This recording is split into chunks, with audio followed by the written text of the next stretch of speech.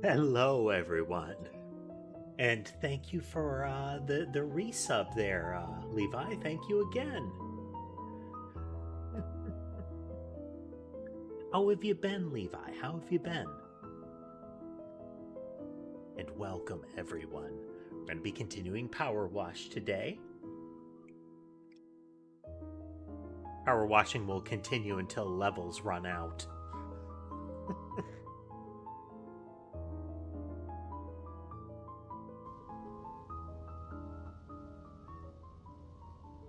Down a little bit. Busy with work. Things have been going pretty good. We're getting the rhythm back in. Trying to actually get some videos made, let alone posted. Working on another thing for the stream. A indeterminate thing.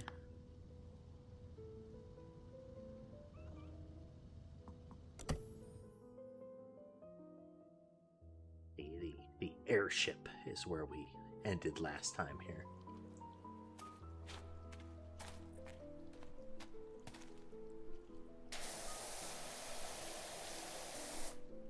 Right? Base surface isn't bad.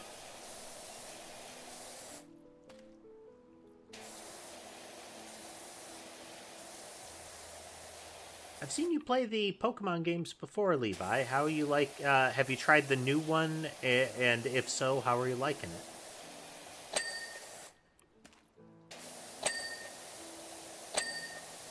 I've seen mixed messages on its quality, but, you know, the internet being what it is, that is often not trustworthy. Would you take a look at this curious collage of befoulment, Dirt Finder? We must have flown through some kind of dirt cloud. We were spotless when we took off. With all that extra weight from the dirt, we were lucky to make it to the recreational grounds in one piece.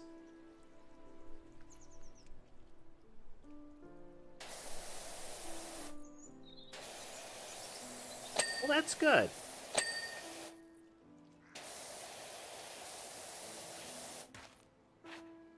Semi-related, Nintendo got handed a bit of a smack in their ongoing patent shenanigans.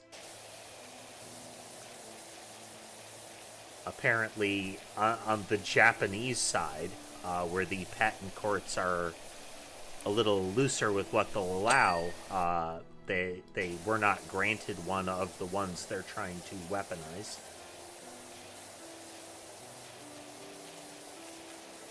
This is good. I mean, I'm all for a company like, you know, the Pokemon Company to succeed. Fantastic. They make a product that is well known. But the way Nintendo is trying to use patents to fight competitors is resulting in just the worst press for them. Like,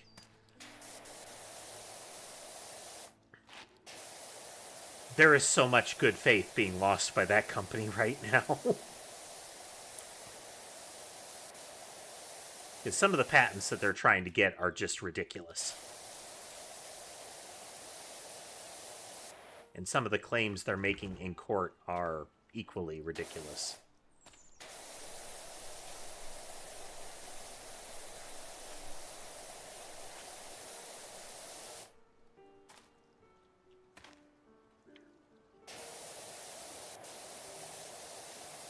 I mean, not Nintendo. They're kind of notorious for this kind of nonsense.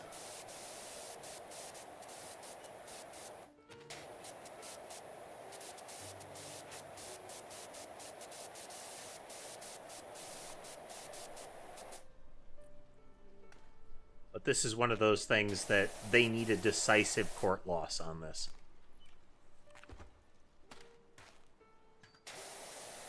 Like, from a gaming consumer perspective, Nintendo needs to lose this hard.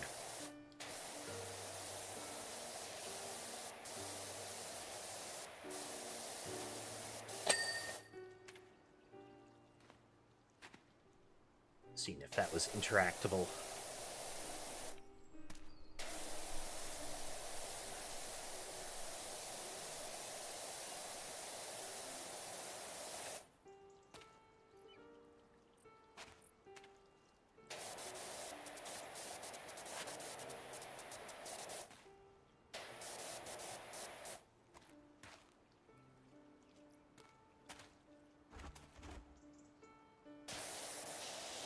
I can't remember if it was in the first game, but they gave you the ability in this one to change the color of the dirt when you use the dirt finder pulse, the filth pulse here.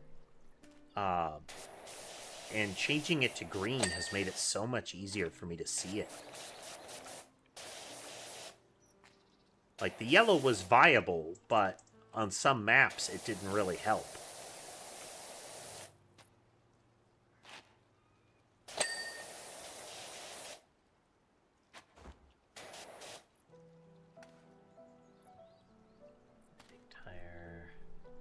Okay.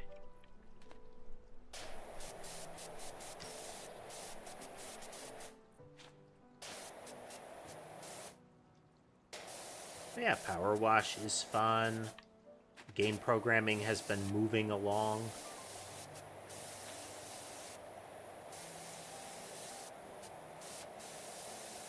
We grow ever closer to an actual game.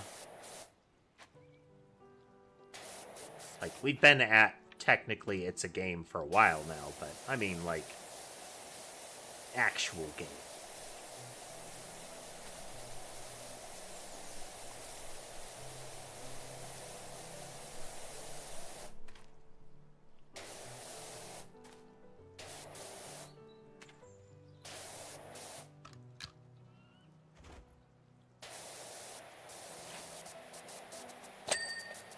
Nice.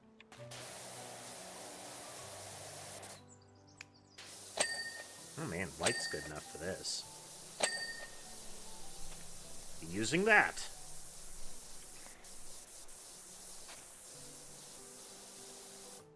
Quite good enough around the boxes, but this might require a slightly slower pass.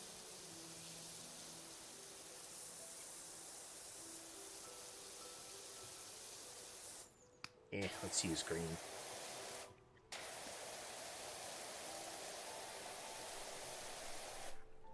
After this level, we should have enough for the next power washer. Maybe even during this level we'll be able to switch up. But we can't switch until we can get the soap nozzle in the two extenders.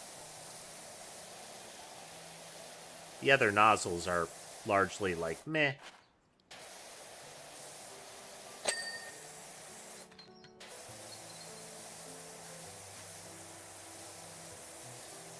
Nice to have, but not really a big deal.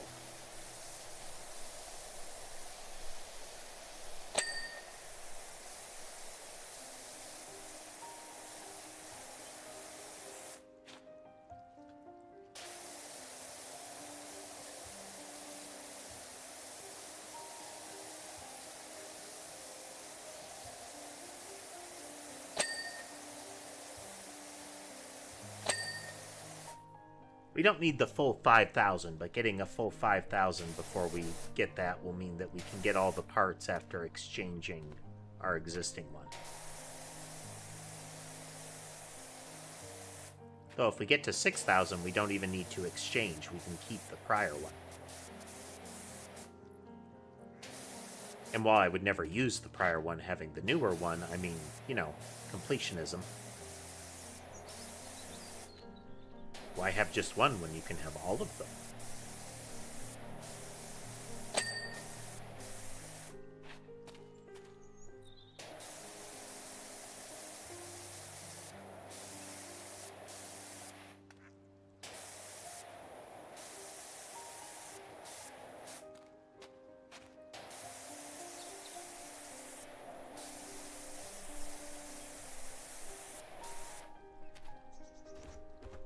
Climb up on this?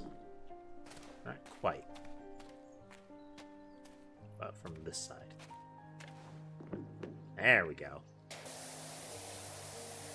There was a usable indicated near here somewhere.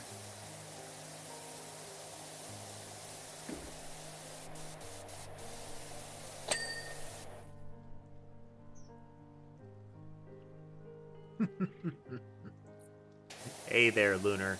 And feel free to lurk, folks. Definitely a chill stream. As we shall be power washing.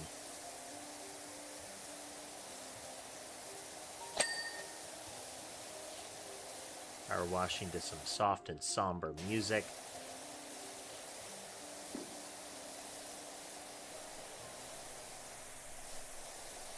With me yammering along as thoughts come to mind.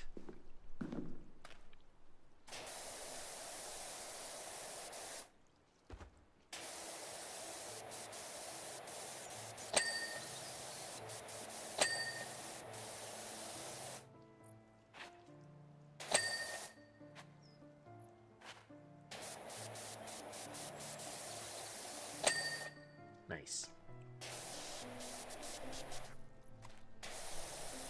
No, I can't imagine this game would have done as well without that sound.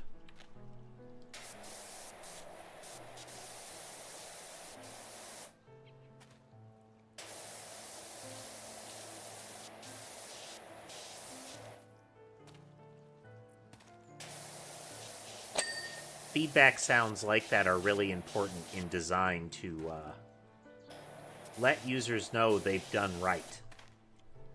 Like, this is what you were supposed to do. Here's a cookie.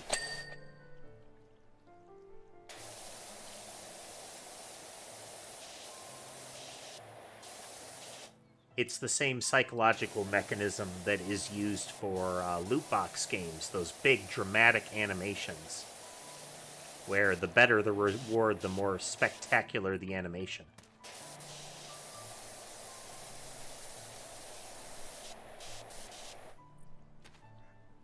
This game illustrating that you can use it without being evil. But it is frequently a tool for evil.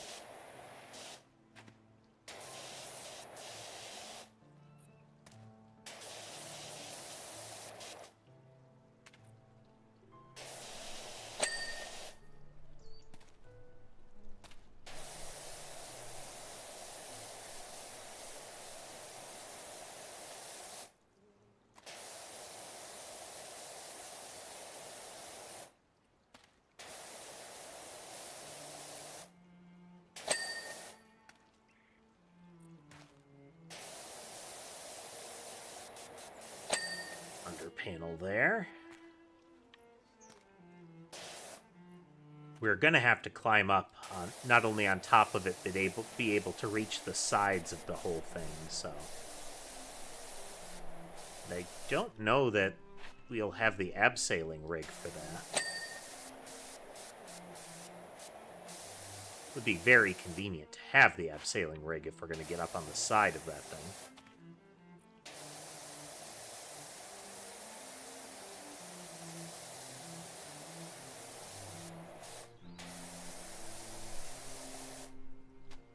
We shall have to see.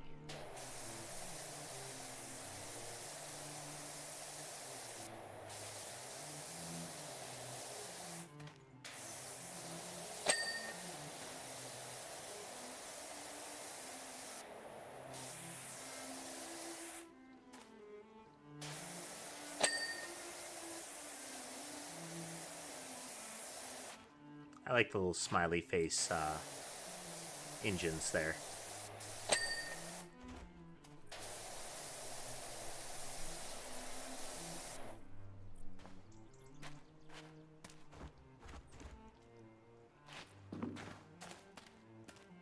Fine.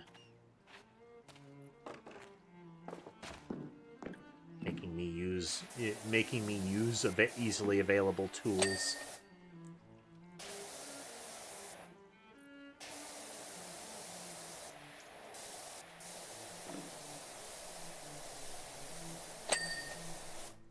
The airship indeed, Tess. Welcome.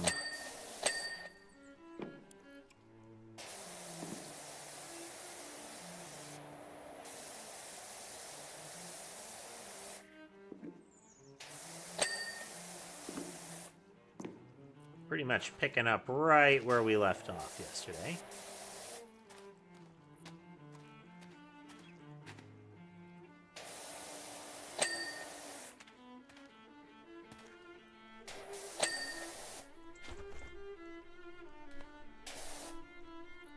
Okay.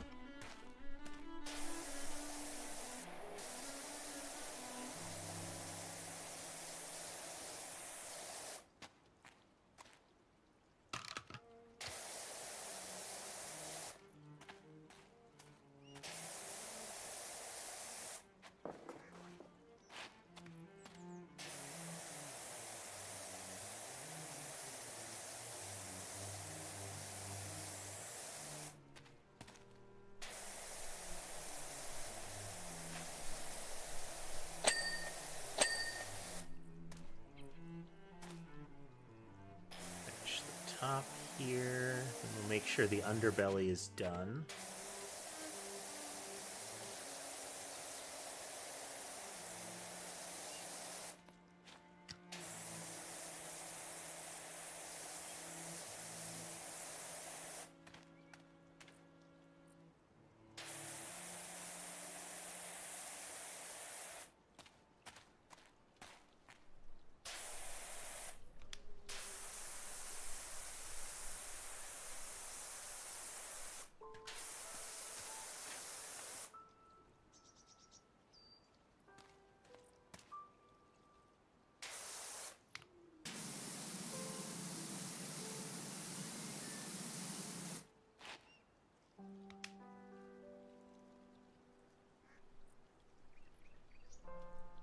Yeah, I mean,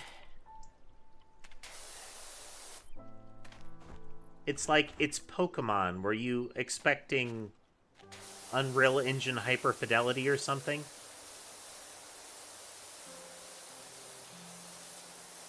It's cute little cartoony monsters and people, folks.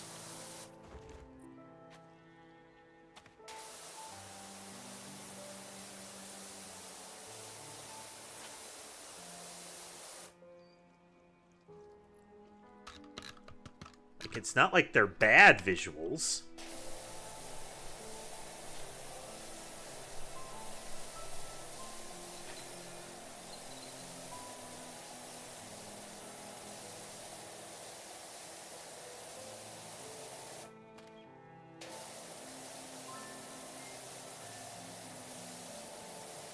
Yes. And I've mentioned this before, is that there's this push that everything has to be constantly updating its graphics to include the new shiny thing, and it's like, I don't really think we need audio and visual ray tracing in every game. I feel like it's actively to our detriment to try to do that.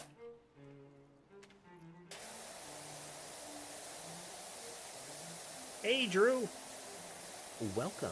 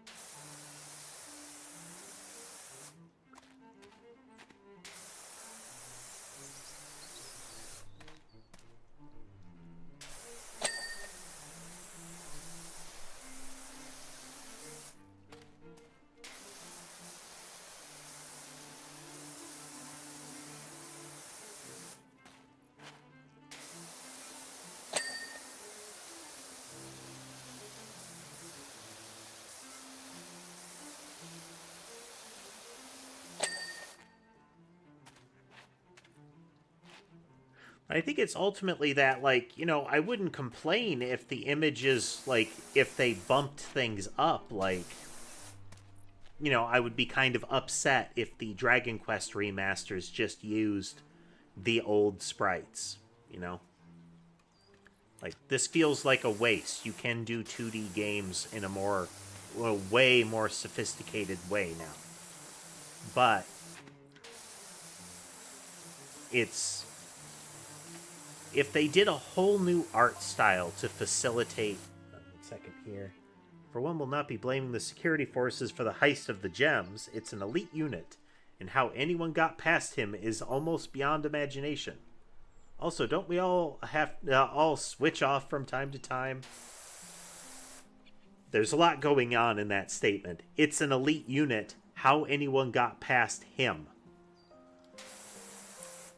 It's one guy, and the implication is he took a nap.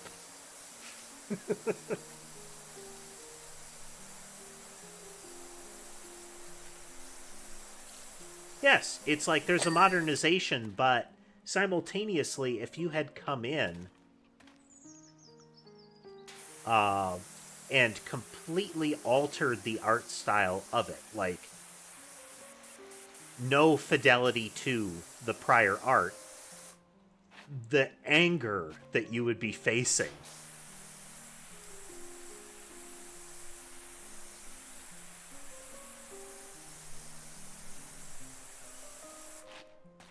Like, they still catch hell for going 3D. It's, yes, some of the art isn't as dynamic as the original sprites because the sprites could hold still.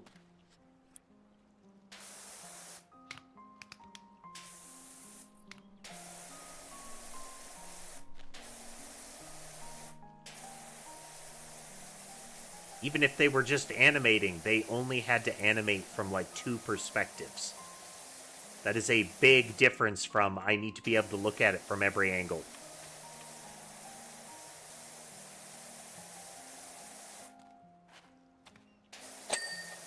Can they do better? Yes, they can.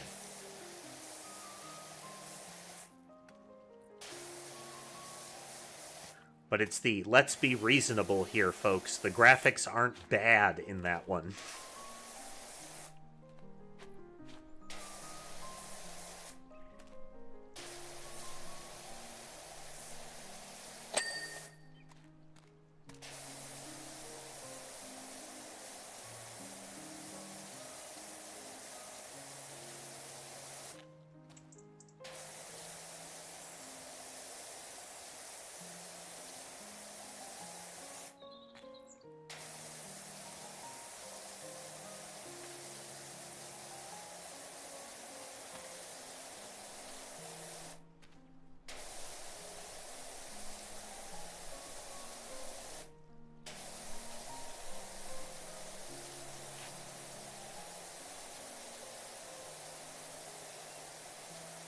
It kind of ties into the discussion we had last time. It's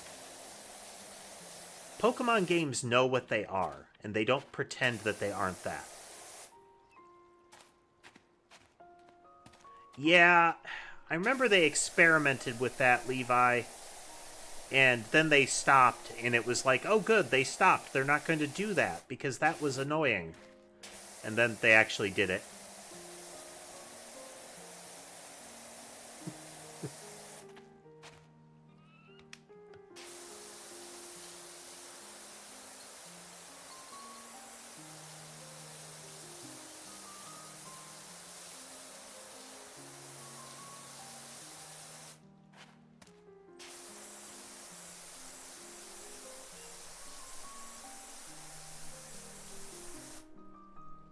Oh, hey, Crooked Gamer. Haven't seen you swing through in a while. We're doing some power wash.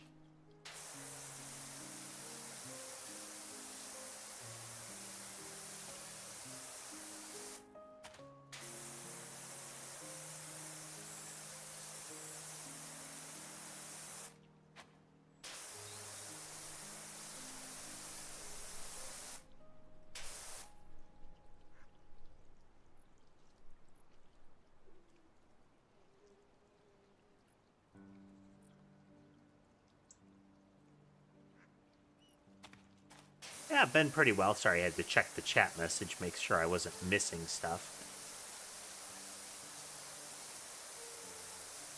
The thing I use to see all of the chat doesn't scroll, so...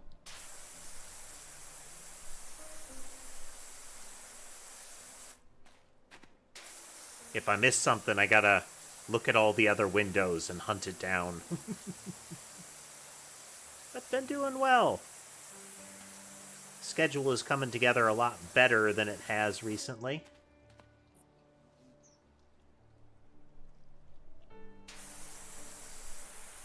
Nice, Crook. We were just talking about ZA a little bit.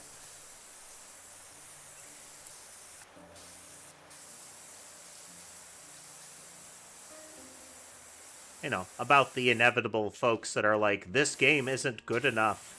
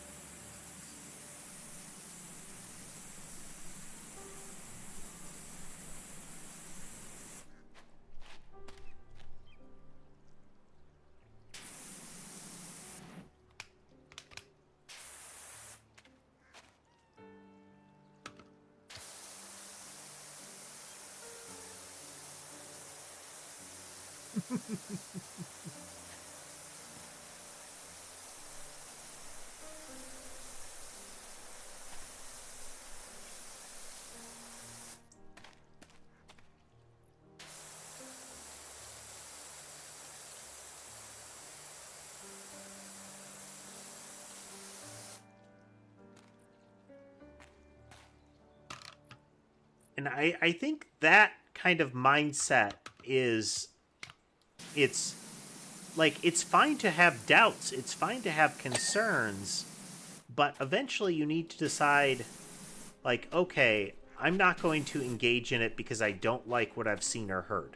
Fine. But it's the propagation of that. You have the... I have preconceived notions, and I spread them as if they are objective truth. Or I have things that I've seen that I don't like, so I'm not willing to commit my resources to finding out otherwise. And it ends there. Like, might your opinion change over time? Yeah, that's fine.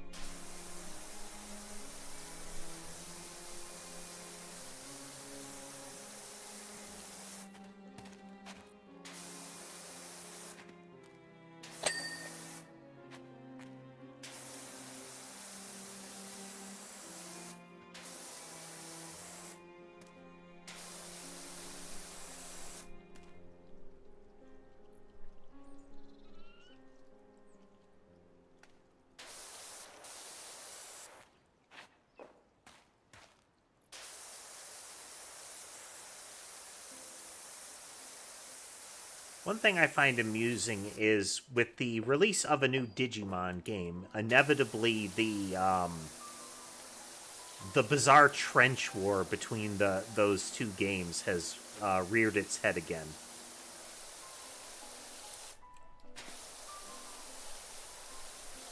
You know, another iteration of the Nintendo-Sega style debates.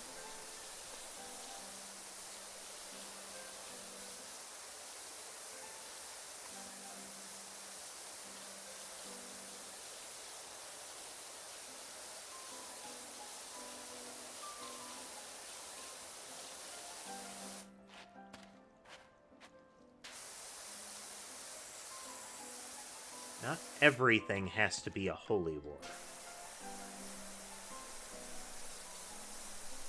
Not everyone will share your opinion. I'm still of the, you know,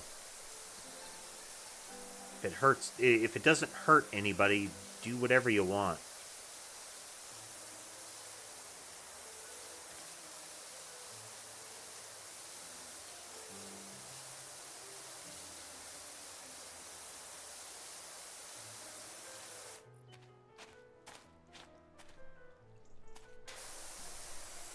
it doesn't hurt anyone being the operative portion of that, you know?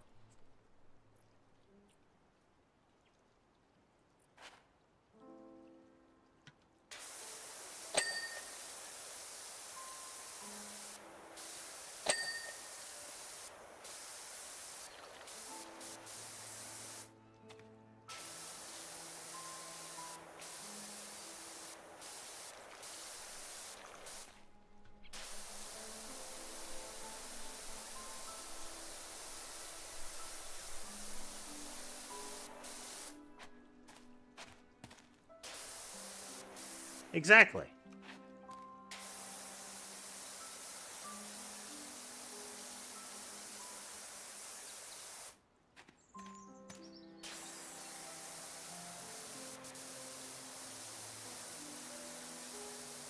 Though I would say the critical element in it is anyone else. Like, you should consider yourself, but there are some things that can be considered harmful that aren't impacting other people. Like, what is the degree of actual harm to self, you know? Because if we take it at, like, the largest, most meaningful levels to it, you know? Then, yeah, you know, obviously, but, you know, technically alcohol is poison. The pleasant reactions you get are like a toxic reaction, and for some people, it's a full-on, like, you can't metabolize this, it's just poison. But, you know, a little of it is fine. Moderation is fine. But technically. How soon can you get to fumarole, boss? Either this seized up cement mixer comes unstuck or I do.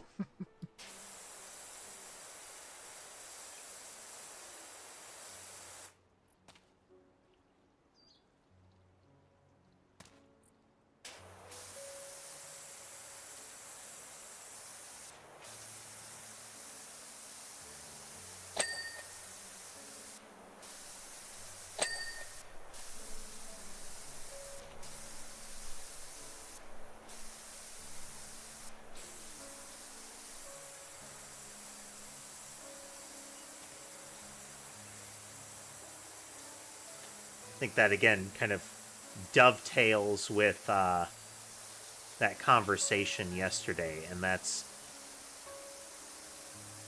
allowing a piece of media to be what it is, you know? Like, it's fine to say, you know, I wish it was more. I would like to see them explore the Pokemon world more fully. Like, that is a criticism that I have, is that there's a lot of but we don't talk about that going on in Pokemon, you know?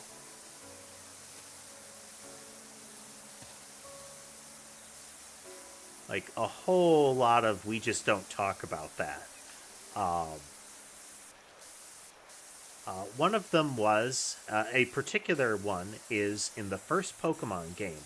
One of the early gym leaders is a member of the military. And it is clearly expected that those members of the military have their Pokemon companions as well. This implies the presence of armies. This implies the presence of military action in the Pokemon world.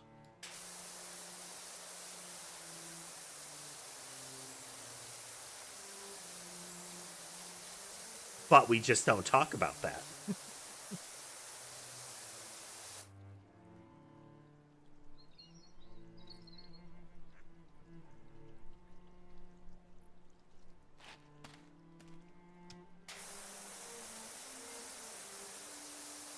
Did you ever play, it was on the DS, I think, there was a what if the Sengoku period, but with Pokemon?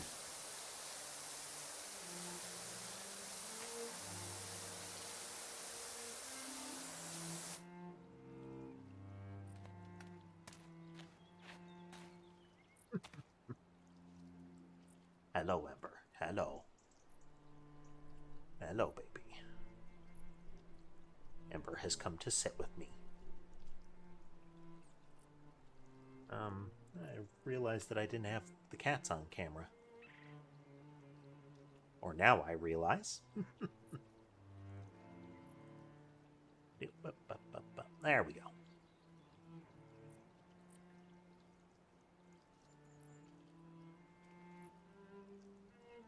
Ember is being immediately squirmy if I don't cradle her properly here.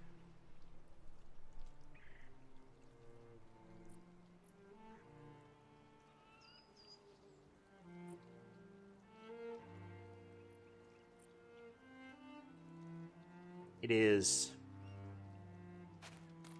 I kind of find a lot of those sort of spin-off crossover genres can be very interesting because they are an opportunity to explore other concepts. Pokemon Mystery Dungeon is one that does that.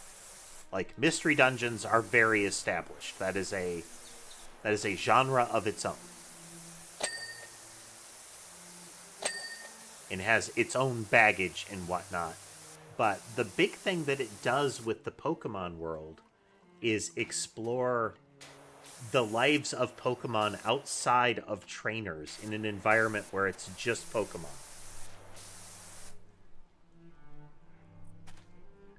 Hey there. Is it Pope? Either way, welcome, welcome. Things are going well. Things are going well. We got the new PowerWash game to just chill out with, so we're doing that until we run out of PowerWash to play.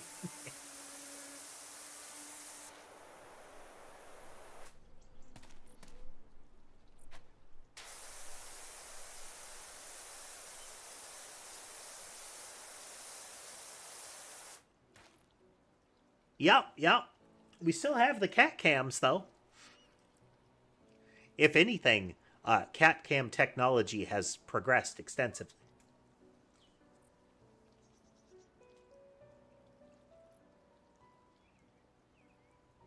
I joke about it, but I definitely have my serial experiment lane going on. There is a lot of network cable.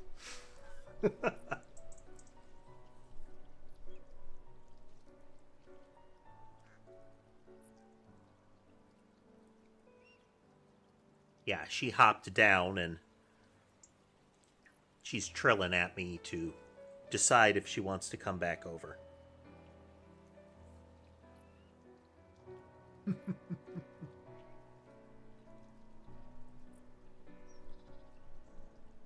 Okay, so far, one, we have the mayor of Muckingham is apparently the mayor of the county now, however that works. We have the jewel from the statue was taken recently.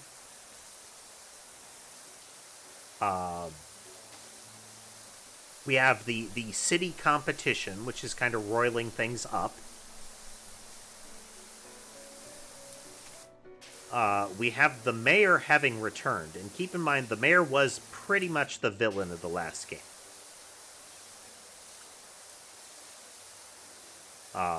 It was a plot by the mayor, you know, I'm going to make money at the expense of the entire region. Which through various hijinks and shenanigans, we ended up solving. Aliens were involved.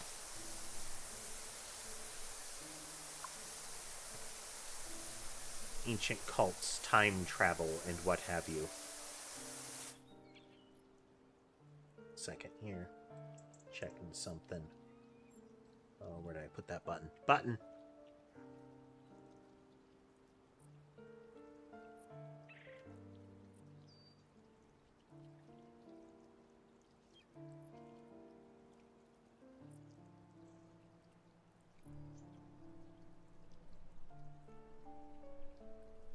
There we go. That's what that is. Button. Okay.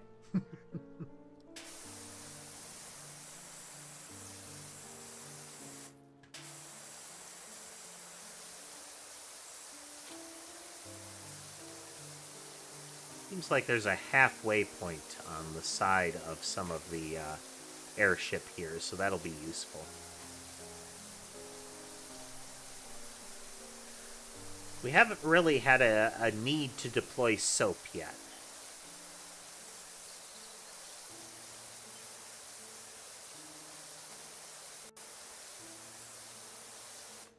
Given that 13 on there, this airship has his name, essentially.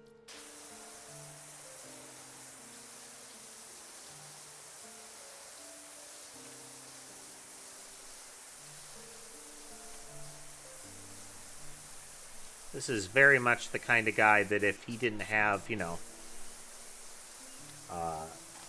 a frequently uses his cat as kind of his emblem. If he didn't have that, he's the kind of guy that would definitely have his face on his stuff.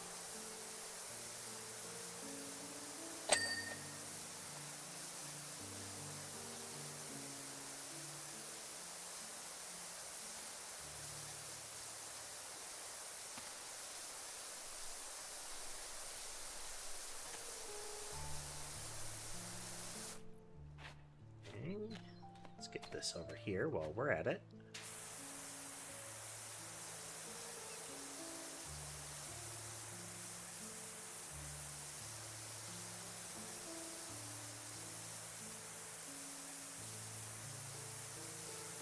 So this, for his Zeppelin, he's like, oh, we don't know what happened. We just started flying and then it got covered in muck.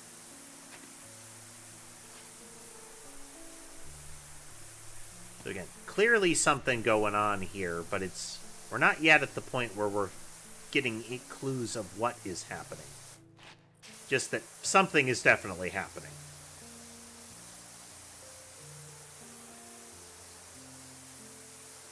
Circumstances are sus.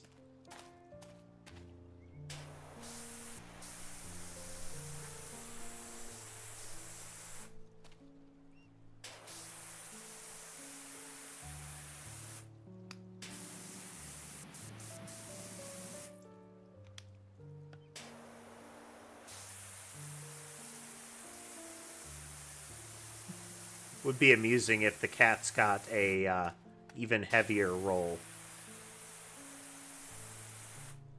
That's as far as we can reasonably reach on that part.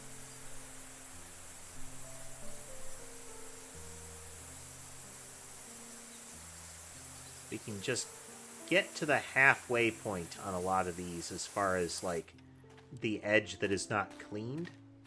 Then it'll make it easier to clean when we get up at the top.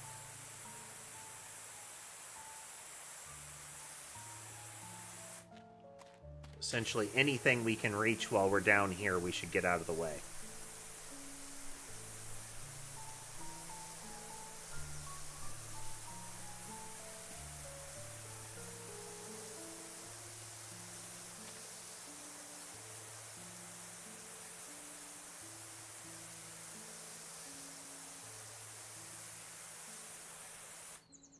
But yeah, like I've mentioned just all the time, very chill stream, PowerWash, so feel free to chat. I have plenty of time to do so. It's not like it's a super precision game, so it's not a worry of distraction, you know?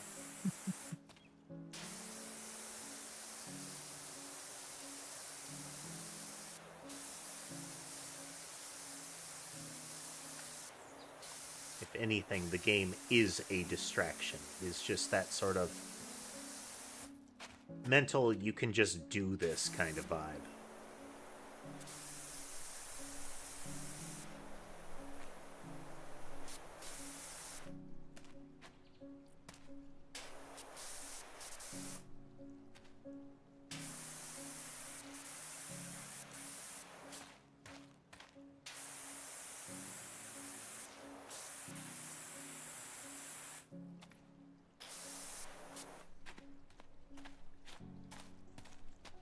Okay, let's... How far can we jump here?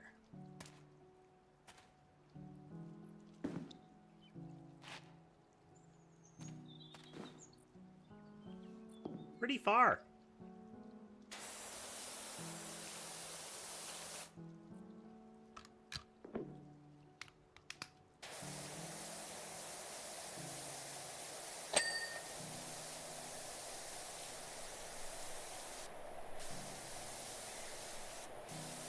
PowerWash parkour at work.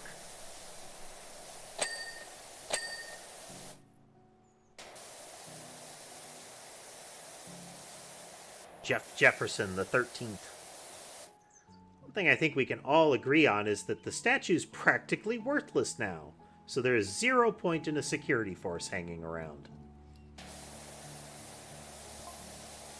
Tell you something else, I won't miss paying to get that darn statue cleaned every single day.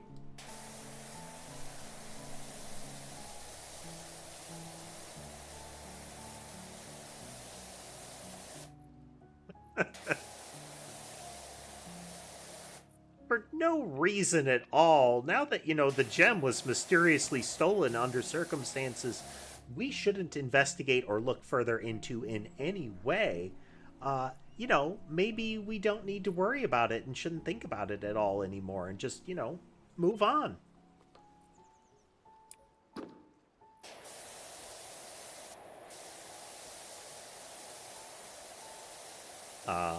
There's a channel called Mini Minuteman that does, like, stories about, like, anthropology, archaeology, that kind of stuff. It's a very entertaining, educational style channel. And it is one of those channels where they're mentioned, like, hey, it's something that, hey, it's another thing that you should consider listening to while you're doing the laundry.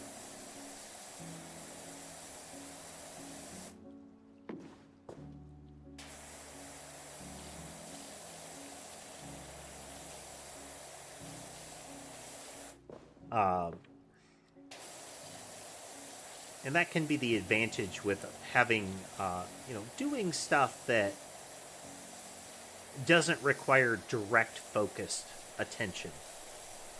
That's why I like audiobooks. Like, I have no problem sitting down and reading something, but, you know, you have to sit down and actively read. As opposed to listen to some good narration on a story that you like while you're either doing some, in general, just doing anything else.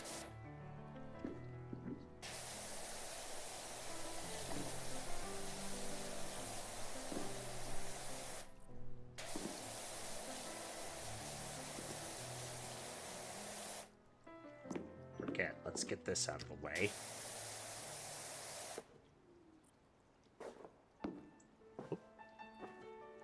Come on.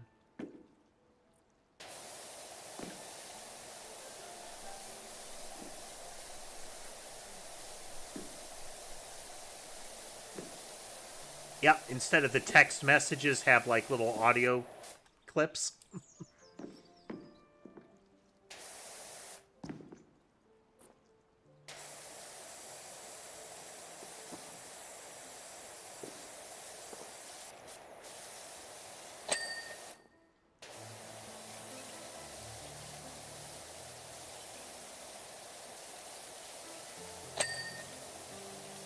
The mayor really does strike me as needing a voice actor, would need a voice actor to which the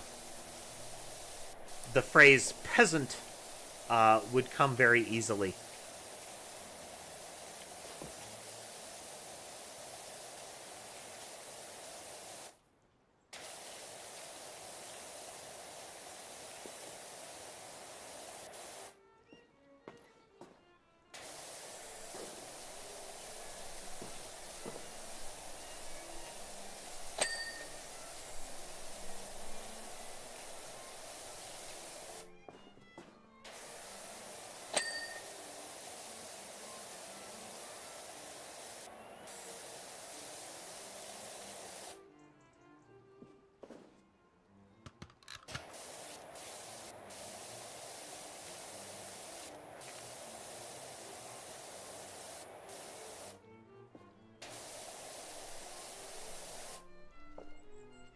are going to need to get... we might be able to reach that just fine if we go out in the wing a bit.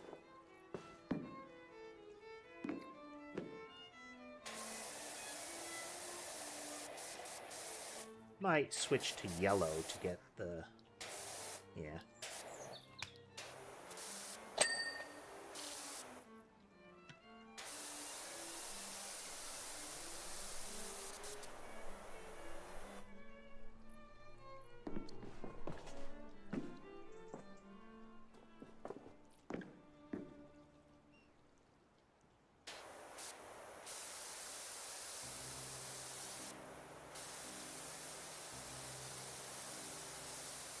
Very shiny.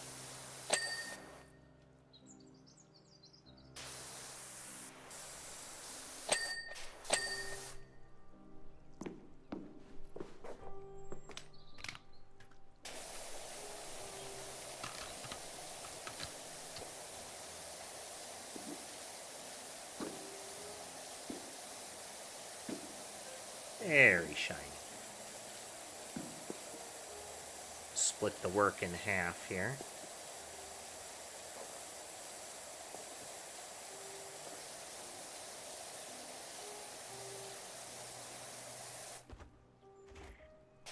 Well, I'm glad you enjoy it, Pope, and I appreciate it. I appreciate it.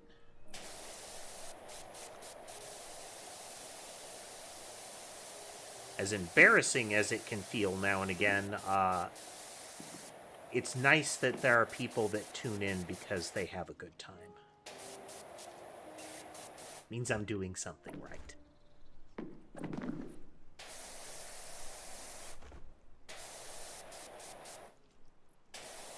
See, and that connects very nicely to an early thing I was talking about, the positive reinforcement. The PowerWash Simulator ding.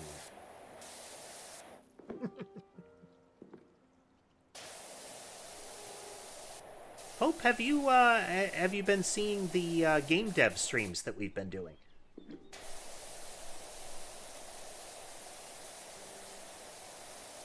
Shameless plug. I have game dev streams.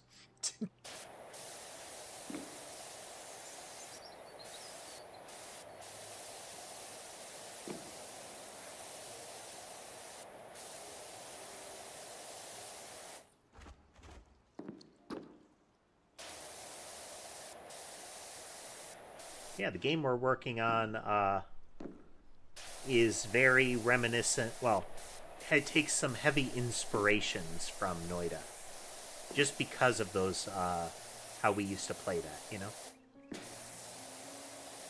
Have I played Repo? Yes. Played it with Okami Sky a couple of times. I am interested to see, if I end up playing that again, how the new monsters and some of the new movement mechanics play into it.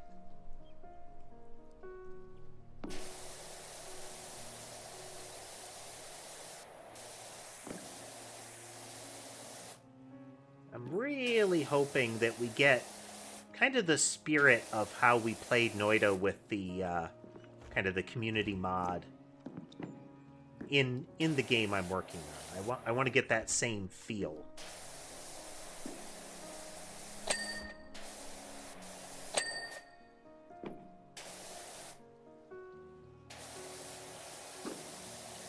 Out of control customization with a healthy dose of chaos.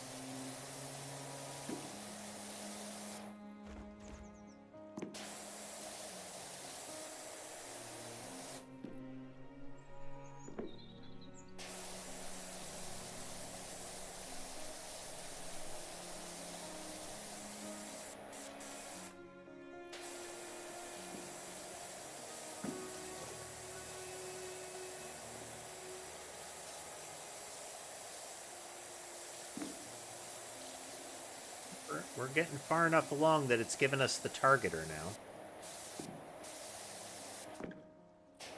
We are definitely going to have to move the platforms around to get some of the sides.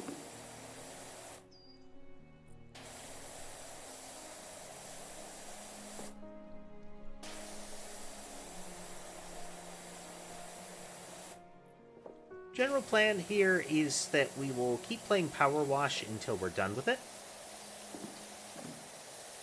And then we will switch back over to our programming-heavy streams. Still occasionally popping in. Yeah, Tess, Laura mentioned that Brotato got an update. I was looking at the stuff, and the banning, the bans was, I think, the biggest change that they added.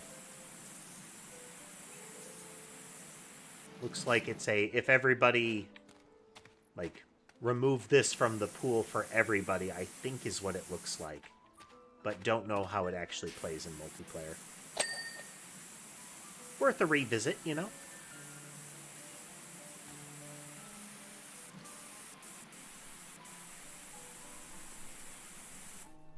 You doing for monies? Let's do it. Let's...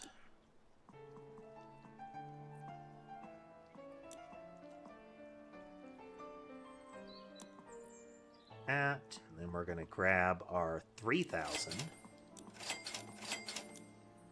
We only have one extension right now, but that'll have to do. We will make it work.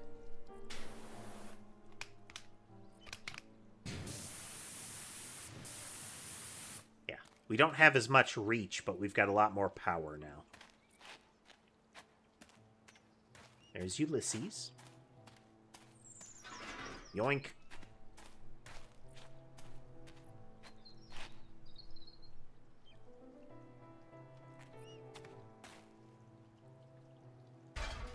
My amazing power washer telekinesis here. Man. They give us some distance here.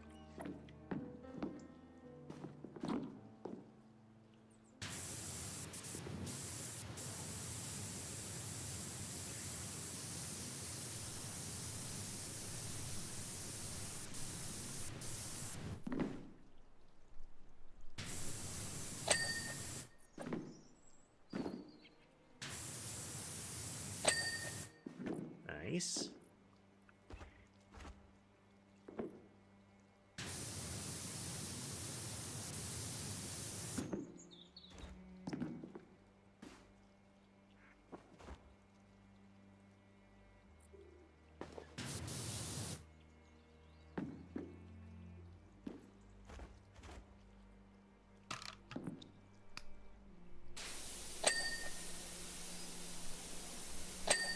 There we go.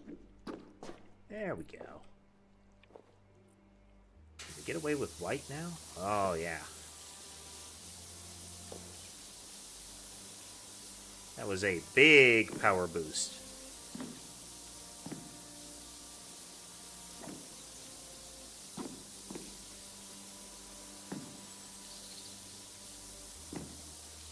I think this is one of the most interesting thing about simulator games, is that you will hear that, where it's like, you know, the player is super happy that they got an upgrade to their, you know, their lawnmower or something like that.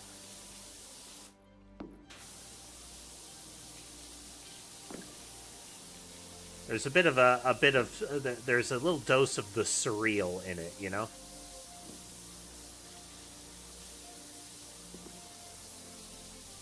Like, that's a thing that real people do, absolutely. They're like, oh man, I've got this new lawnmower and it's amazing. It's just not something that tends to translate into video games as much.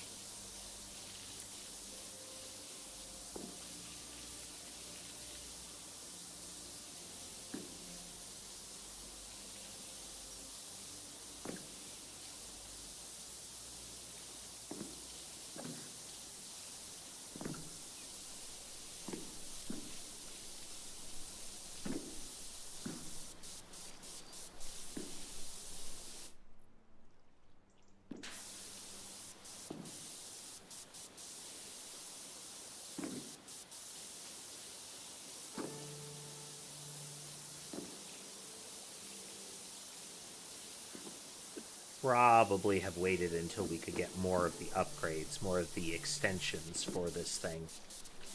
But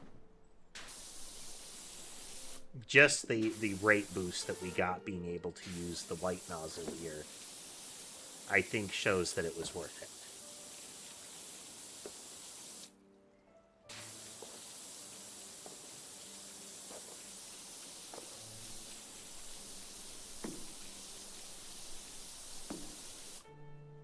That ability to just cover so much extra ground.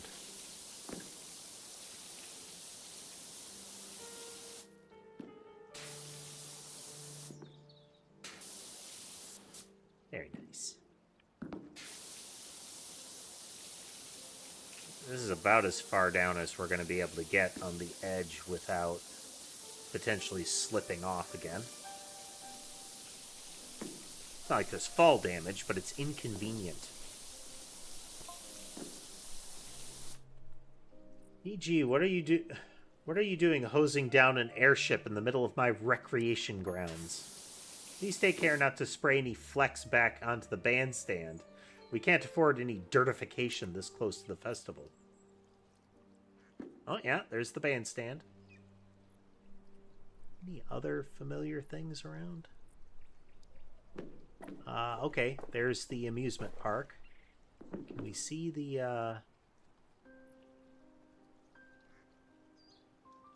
Can't see the shooting gallery. Might be able to, but it's too far for me to be sure.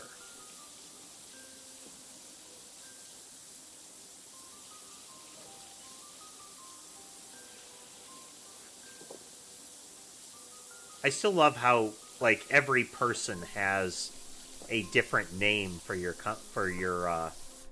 company, essentially.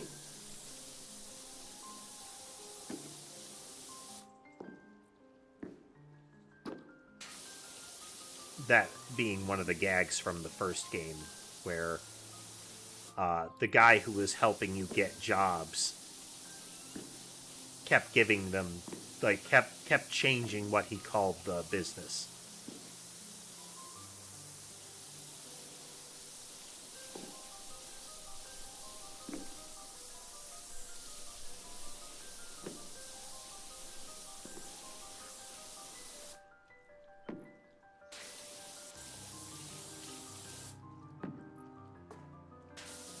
Hey, troublemaker, what are you doing? What are you doing? Oof. Well, she didn't turn off any of the audio, so we've at least got that.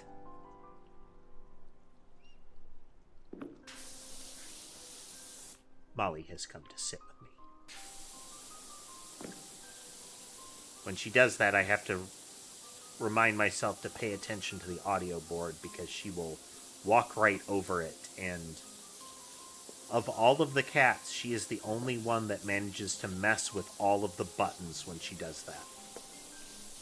The others can walk right over that thing and not disturb anything. She will generally disturb everything.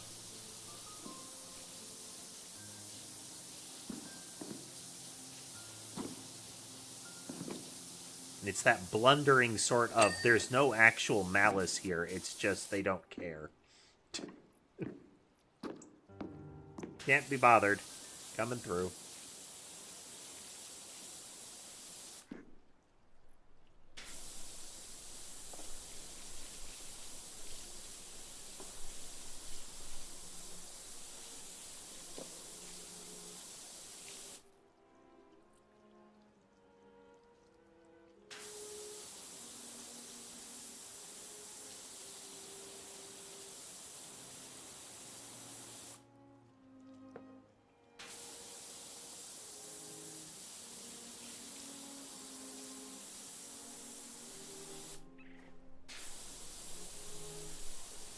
He is very drowsy right now.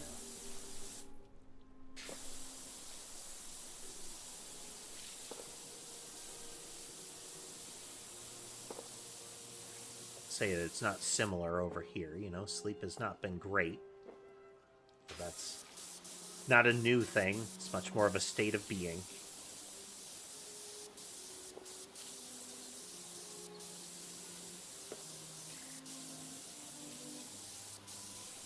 Well, on the plus side, sleep has not been absent. Let's say, mediocre.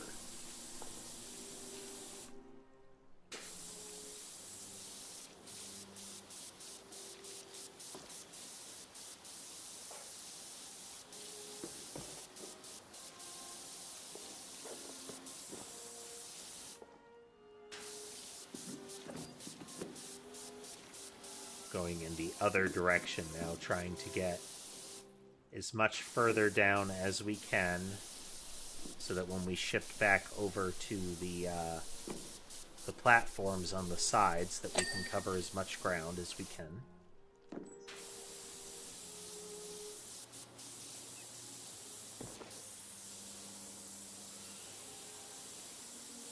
We'll definitely have missed some stuff, but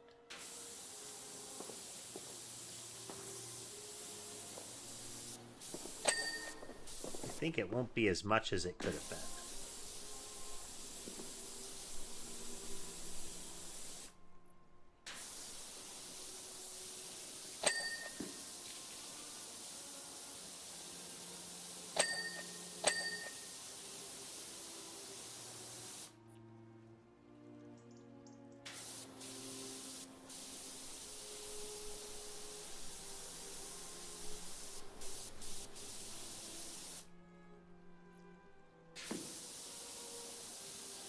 So Sherbet will jump. So Molly has a habit of getting stuck in the laundry hamper.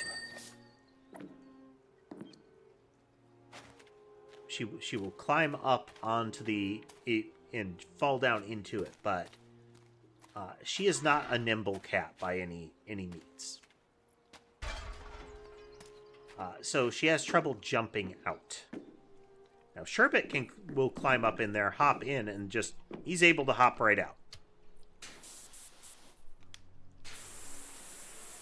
No problems at all. But Molly will get stuck in there. So every now and then, if she's not around, I have to check the laundry hamper and see if she's sitting down in there, mournfully scratching at the side.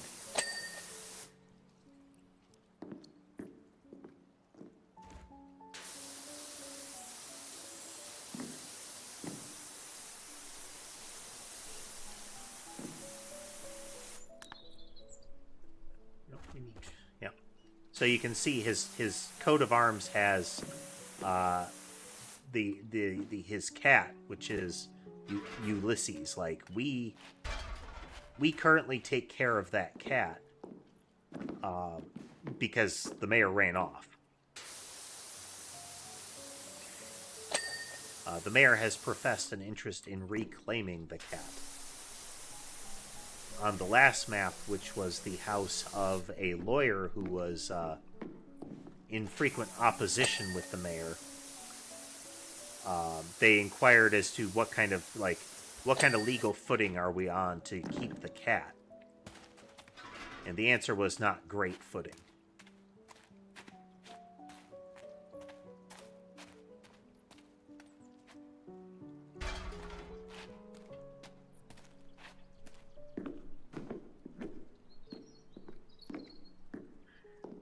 I mean, at the very least, the cats have got to feature into some more plot points.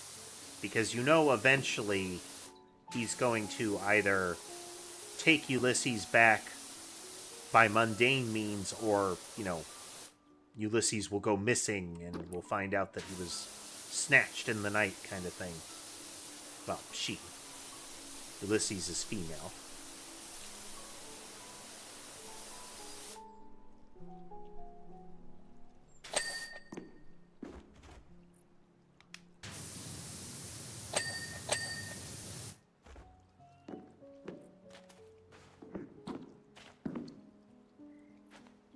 That being one of the indicators, it was like, you don't deserve this cat.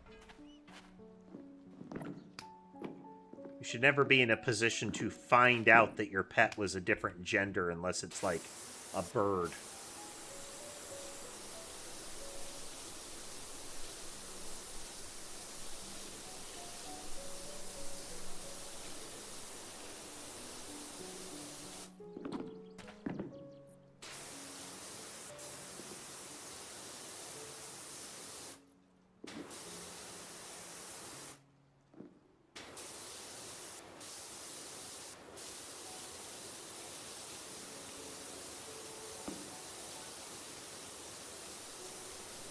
fish, some amphibians.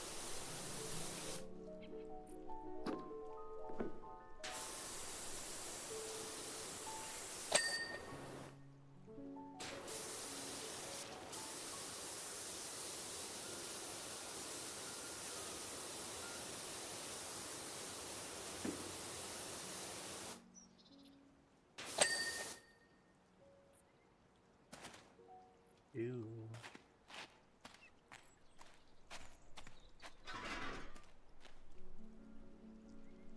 Just about to the point of hunting down the little things that we missed, you know?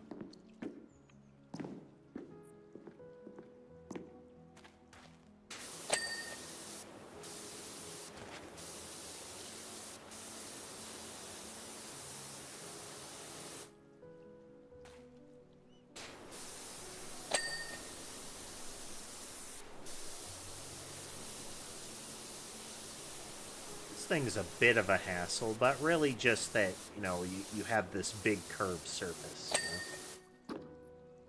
Alright, what do we got? Engine lights, cowling, and the upper little envelope thing.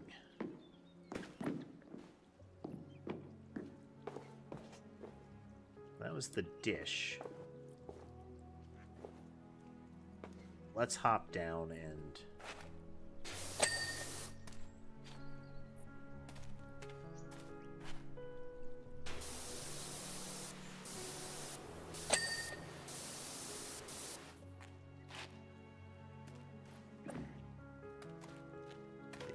panels there.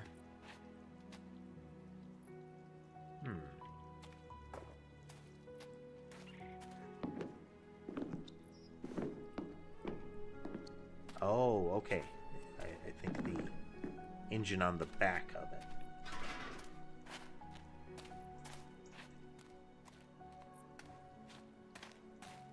Hey there, radio.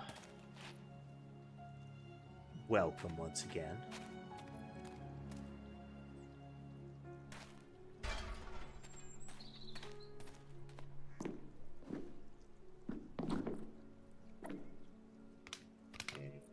See some of it there.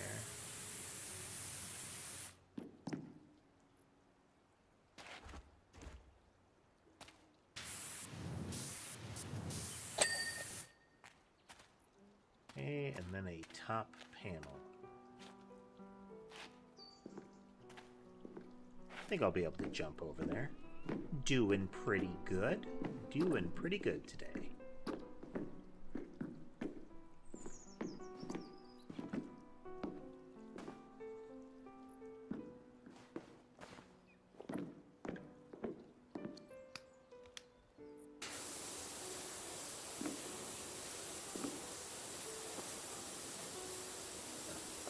Aggregate speckles that it doesn't count as complete, I think.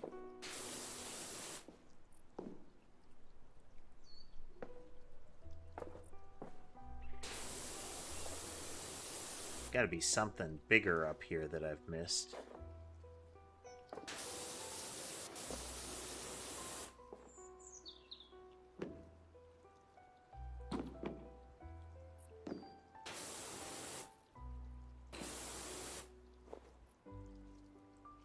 Okay.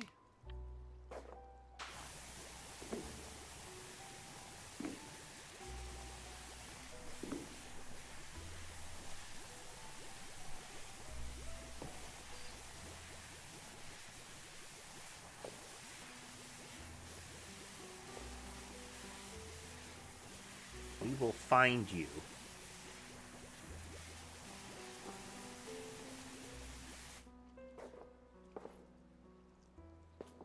Anything that still counts as dirt will get those little markers on it again.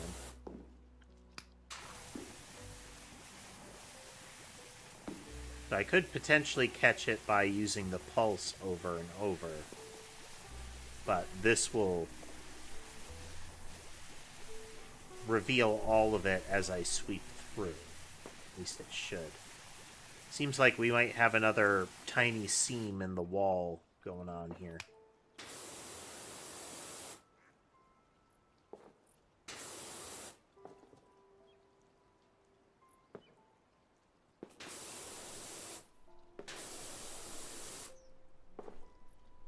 definitely more to this.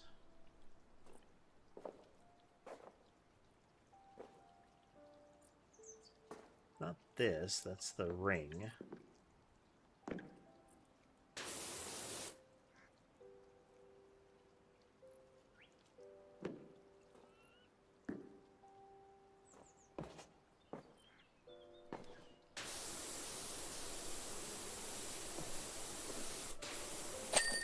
There we go.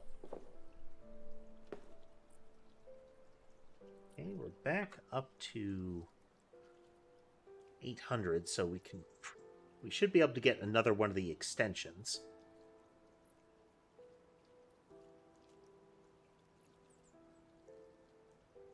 They cover a lot of ground in this one. Excellent work, Dirt Finder. Next stop for my airship, the wonderful industrial town of Fumarole, to kick off my tour of the county. To be honest, I'll be glad to get that one out of the way. They love me there, of course, but they're very in your face, which is why I'll be remaining 4,000 feet up. And don't think I've forgotten about my cat. You'll be hearing from my lawyers.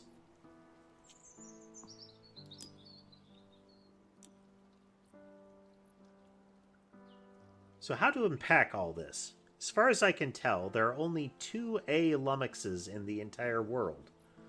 But we both live in the same county, with entries in the same recruitment directory. Melts the mind, I know. I'm Axel Lummix, hairstylist extraordinaire. The other A Lummix is Arthur, who's a temporary supervisor, specializing in mining ops. Guess which one of us got called up to run things here for the day?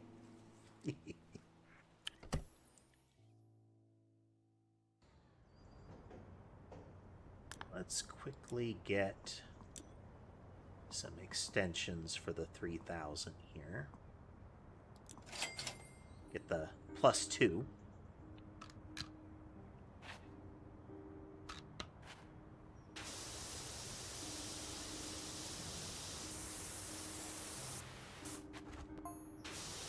So this morning I get a call from an agency asking me to get myself to a mine at Mount Rushless. That's weird, I think. But then I think, don't be judgy, McFrownerson. Miners need haircuts too.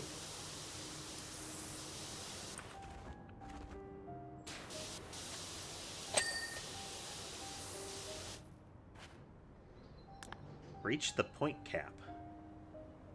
Why would there be a point cap? Game.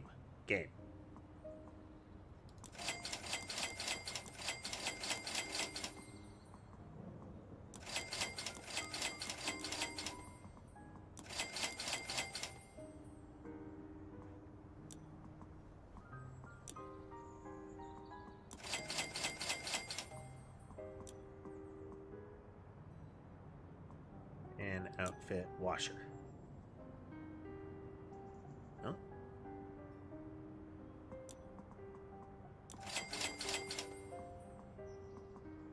There.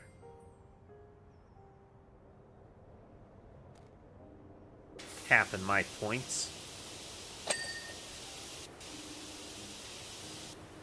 Like, legitimately, why would there be a point cap? Why would the point cap be 2,000?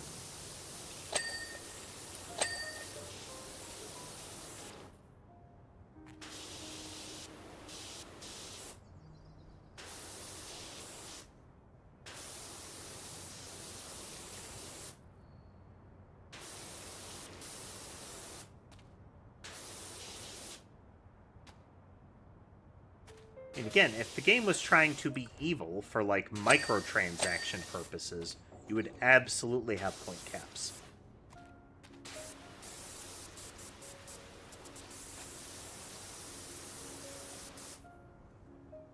Is gonna need some soap.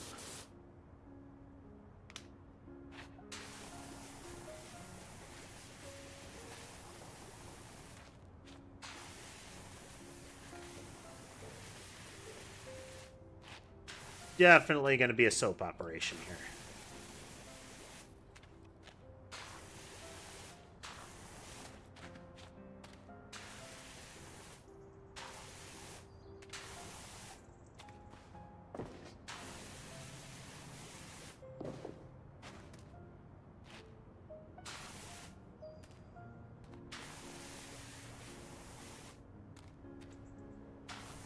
Like, I get, hey, you've got lots of points, you should spend them.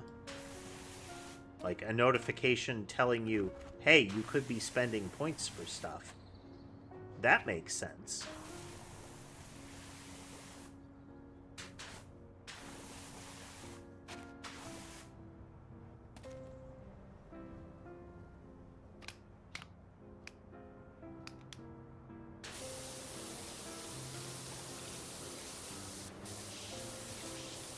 But, like, cutting off the number at an arbitrary point, that's odd.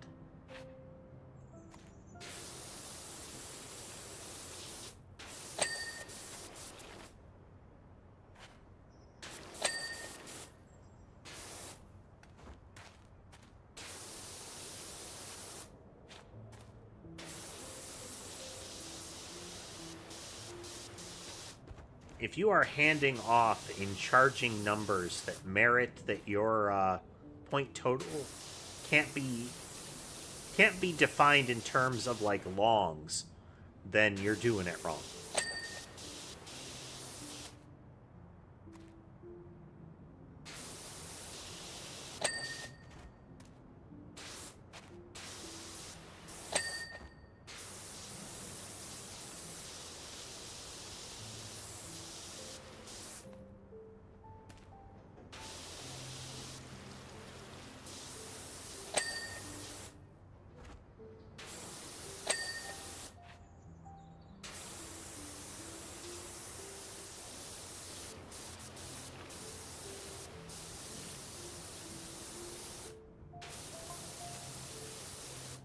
I drive out here, all excited at the possibilities, but when I arrive, they immediately pop a hard hat on me. Not only is that extremely rude, but also, do you realize how long it took to get my pompadour popping like this?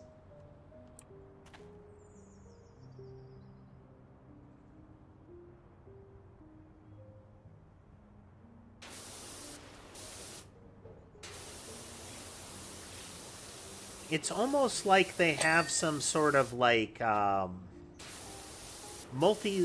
like wild guess for me as far as how this operates is that you effectively have a multi-layer mask and a multi-layer texture over top of it. So when I, hit it with the gun, it's modifying the mask and the various layers of mask determine which part of the dirt is shown.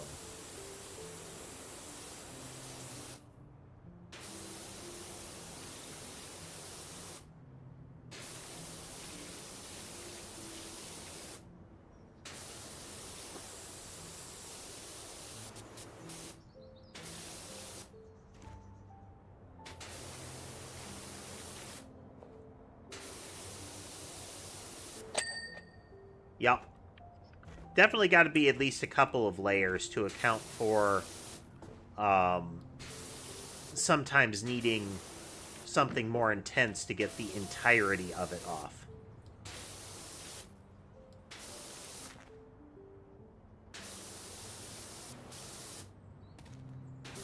Like we can see happening right there.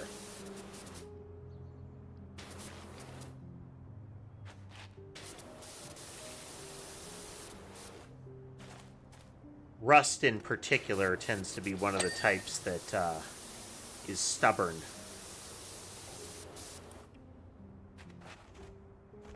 I keep confusing the crouch with the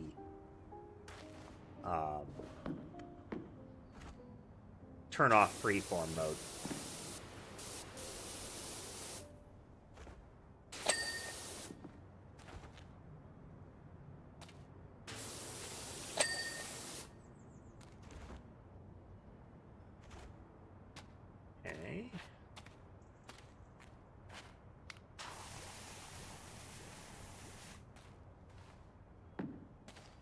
Hello, Molly. Hello. Oof. Hello.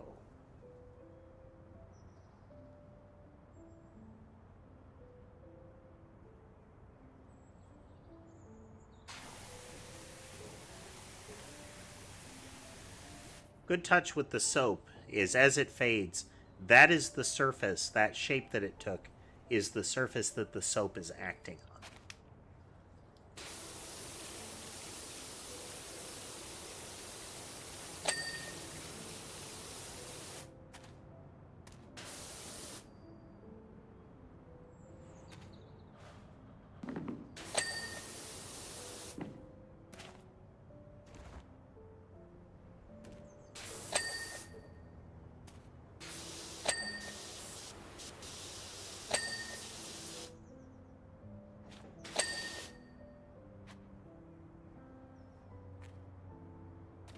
I wonder if TYRE means something.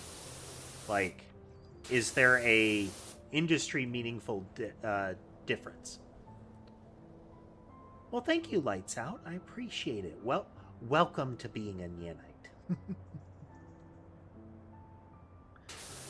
Your profile icon shall now begin accruing cats.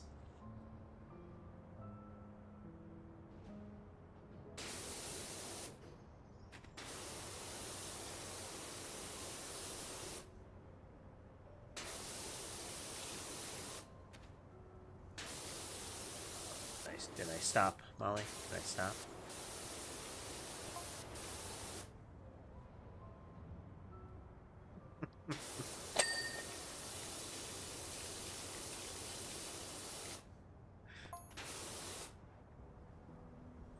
Phoned my agency guy, and he explains that he booked the wrong lummox. Fantastic, I think. Now what?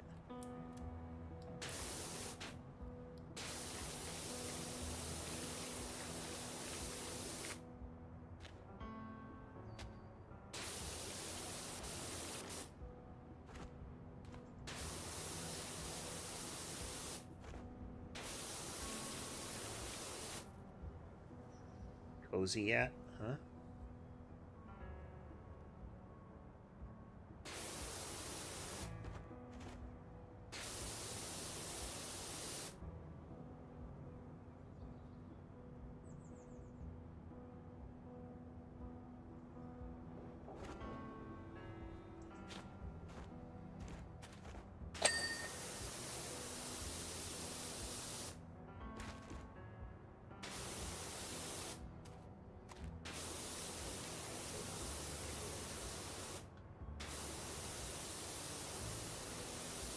Oh, that would be kind of hilarious if there is a corresponding story about how the other guy got sent to, like, a house call or something like that and ended up trashing the place.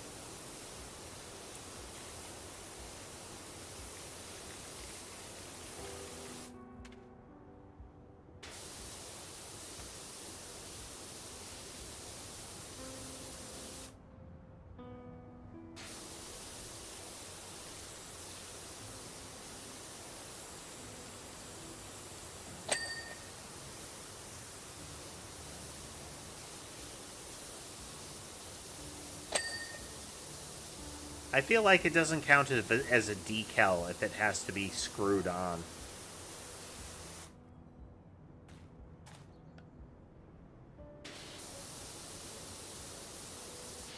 Hey, Twitch's latest arbitrary follower goal was met. Thank you, Lights Out.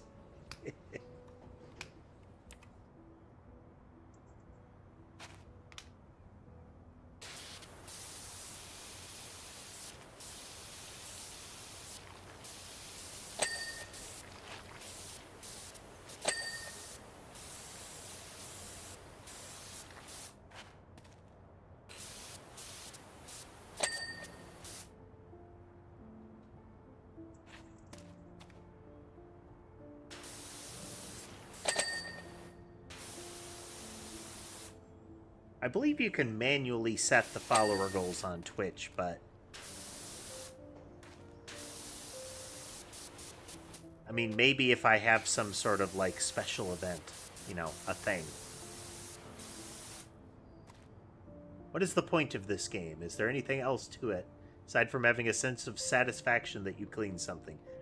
Well, that is the surface level. That is the core gameplay, Thrax. There is a story. Like, there is a plot that unfolds. But core gameplay is the satisfaction of scrubbing the dirt away, bit by bit.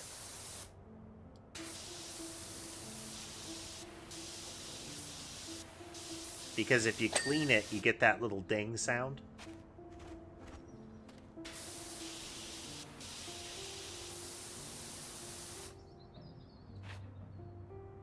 Visual and auditory ASMR kind of experience. Very nice.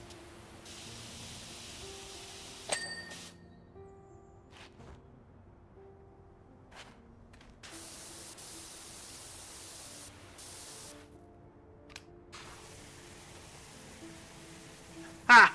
Toy Story reference. Ah, Toy Story 4 was nightmarish.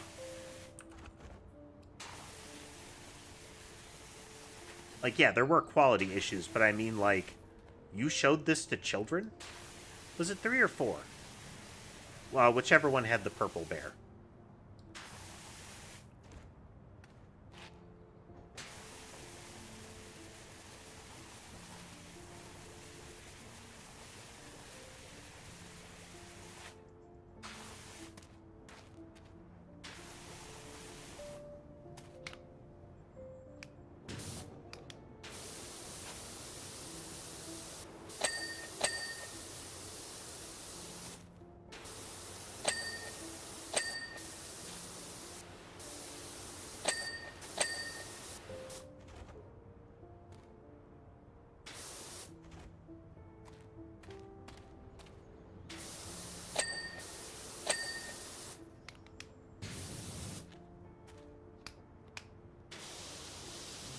I think, like, Toy Story 1 at its time was, like, an animated, like, a revolution in animation.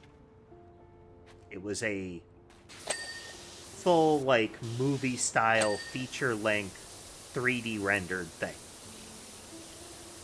Has the art aged well? No. But it was definitely a thing. And I would say Toy Story 2 carried some of that, like the quality of it. But especially as Pixar kind of progressed, and I don't know if Disney Pixar was involved in the later ones, but I would say kind of the momentum, the quality of it fell off.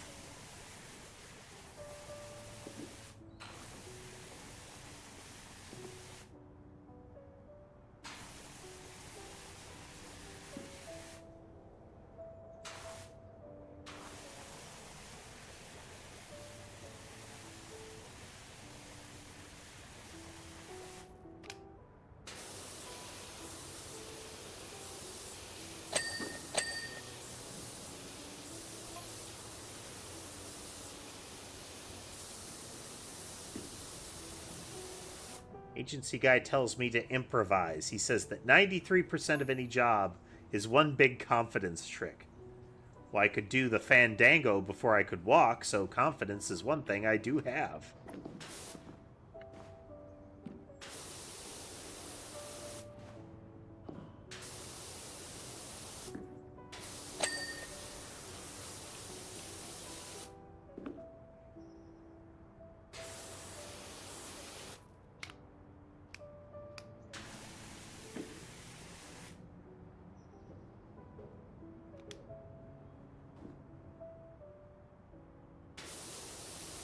Shield definitely has something hiding around it.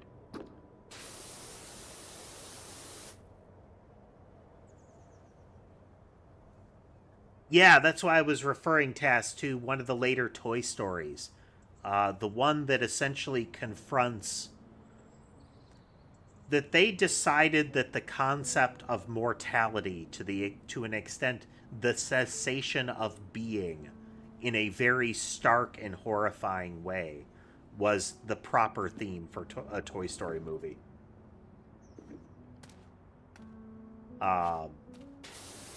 In that one, this happens to one of the villains. They get strapped to the front of a truck.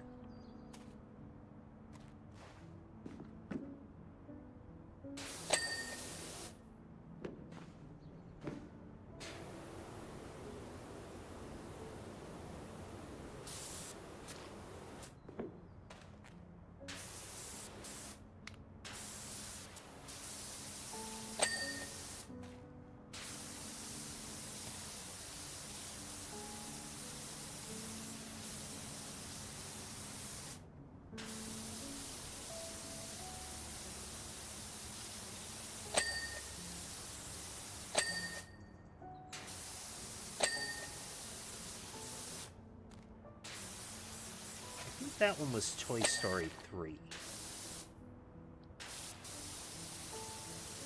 But yeah, I mean, it's not even like a... You know, a theme of mourning, of moving on, which was more 2, I believe. It was very much a... Facing your own... Yes, the incinerator scenes. Like, it's a heavy concept.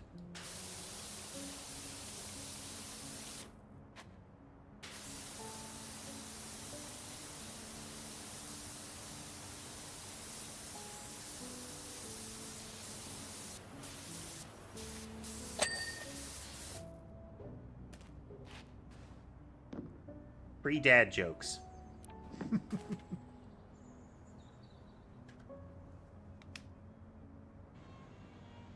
There we go. The connection did indeed die. My monologue has been disrupted entirely.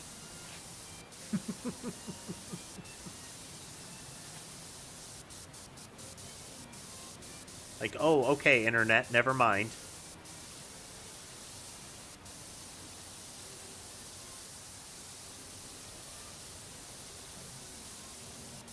Concrete plan construction. Har har har.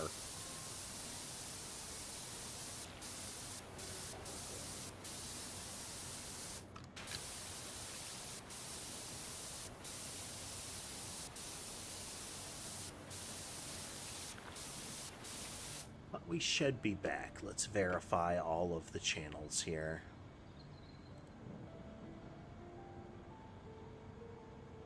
Checking.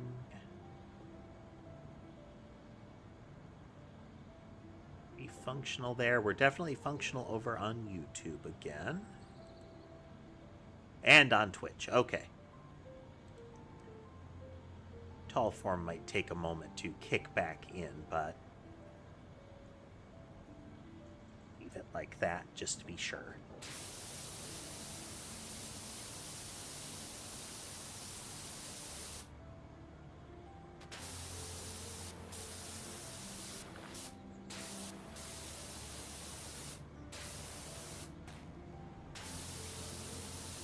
Yeah, took it a while to buffer back up there.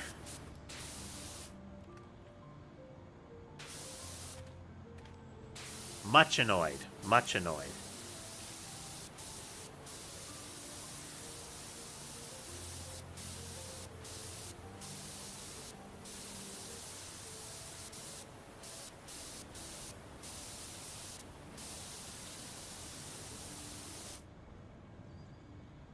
Yeah, as is tradition, something has to go wrong.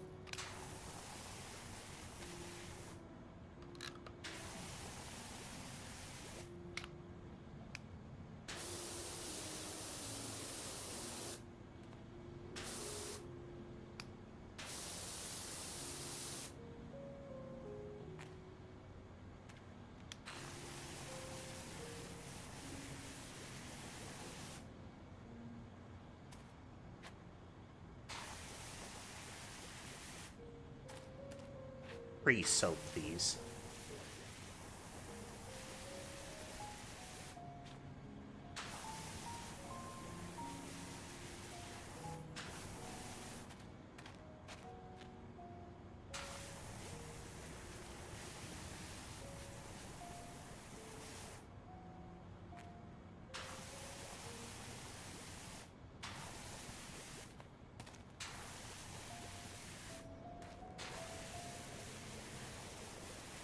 This way, when we climb up, we'll be able to cover more ground.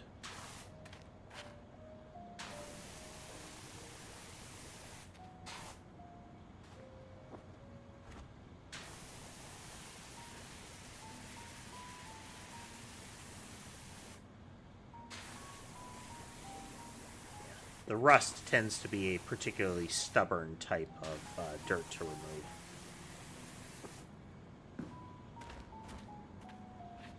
As one would expect.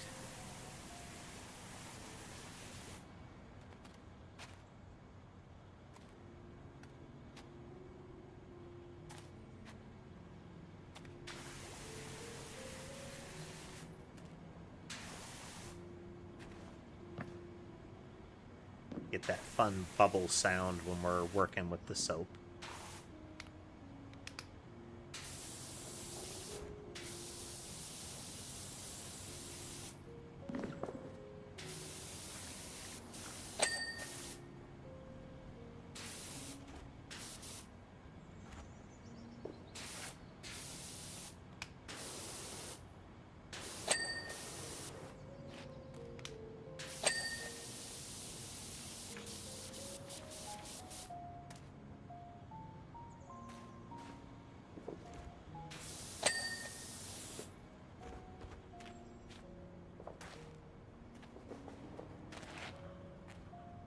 Ooh.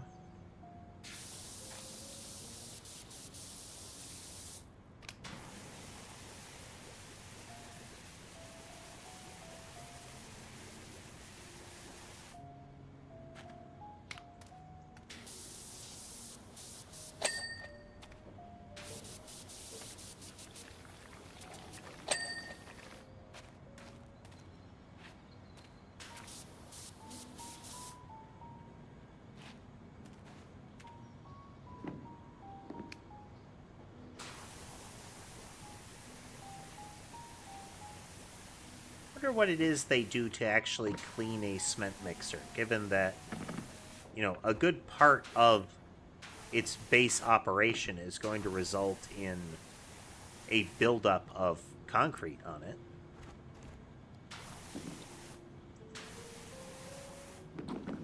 Like, is there a chemical agent that will essentially help strip it away? One would expect so.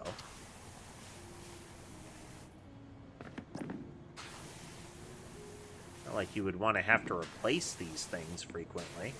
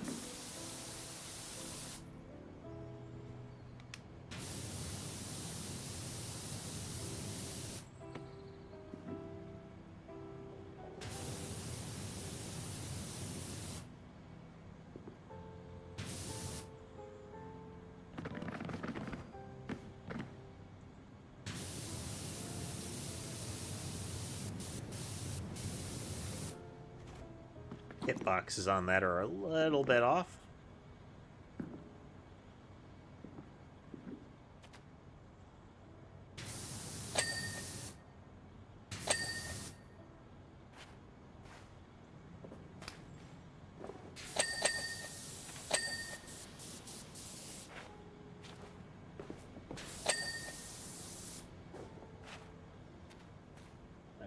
What do we got? Quite a bit yet. There's going to be more of the roof there.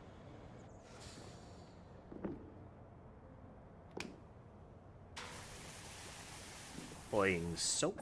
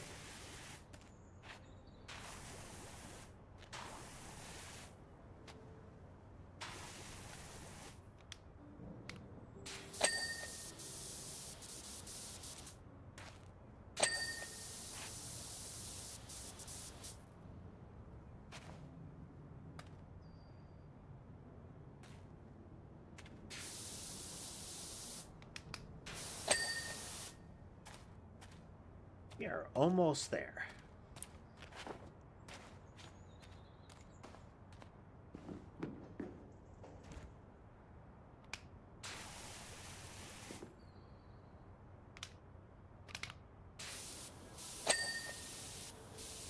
Jute extension stand, door guard, and wheel.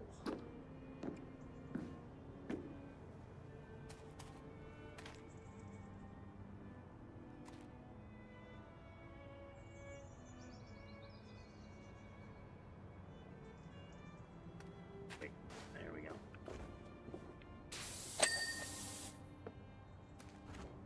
Door guard is here.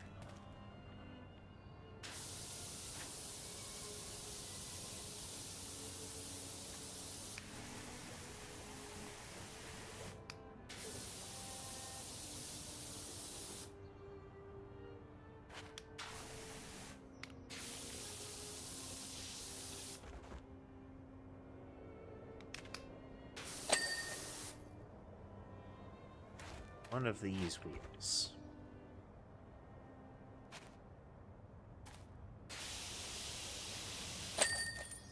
There we go. Is this Jet and Flo's Angels?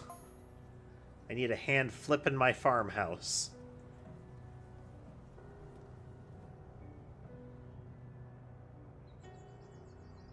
Oh, okay. Message came through from Lore that was not picked up, but thank you for the interactions over there on Twitch.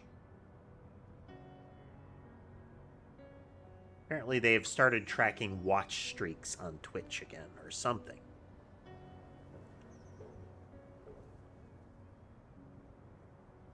To make a couple of loops around this one.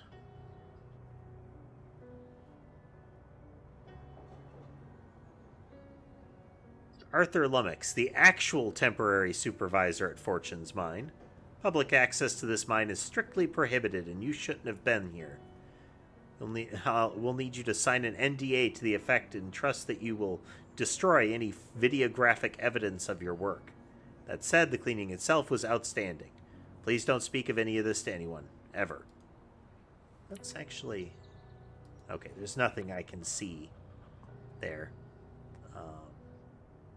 Just...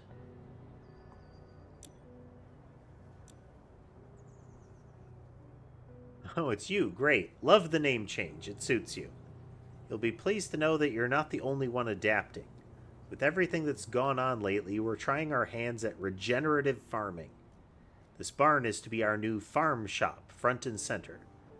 It needs to look the part, and I know you've got that covered. Don't worry yourself about my pooches running around, getting in the way and biting your ankles. I've sent everyone I could find off to the dog cafe for the day.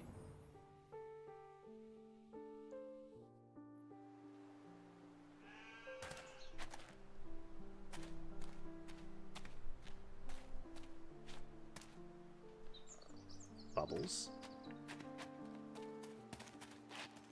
There's Ulysses. Where is Squeak?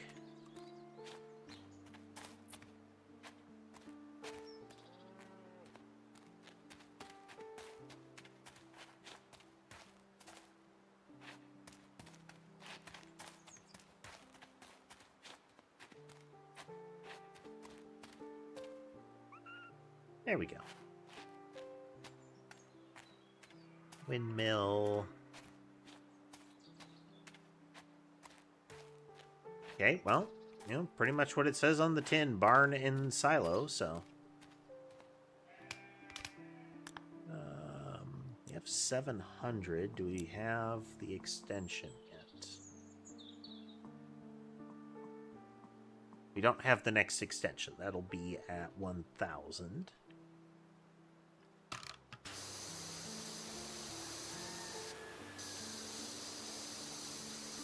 Alright, the moss layer is not thin, so definitely need the stronger jet here.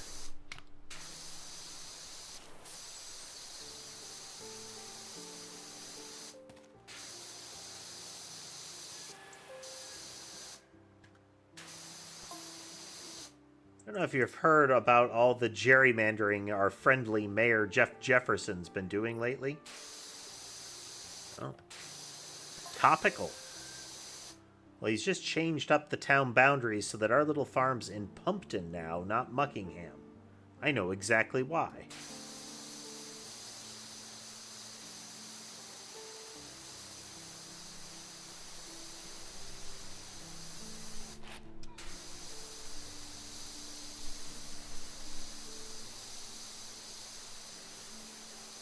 So this presents the beginning of why is he doing this? Why did it become important for him to be mayor of the county?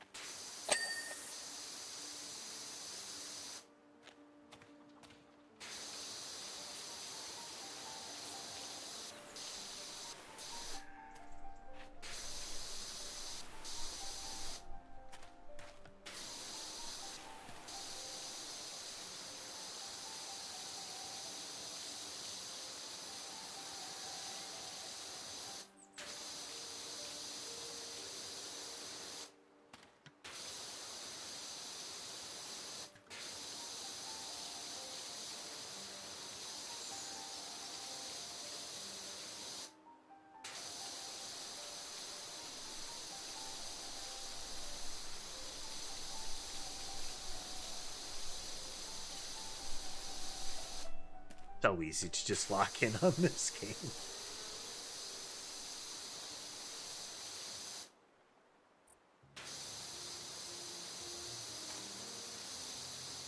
We'll have to get up there so we can hit the tops of these railings here.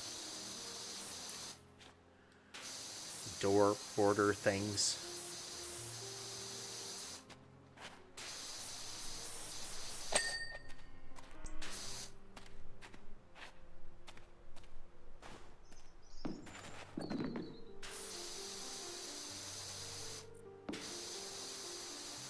But we've got our scissor lift nearby, so.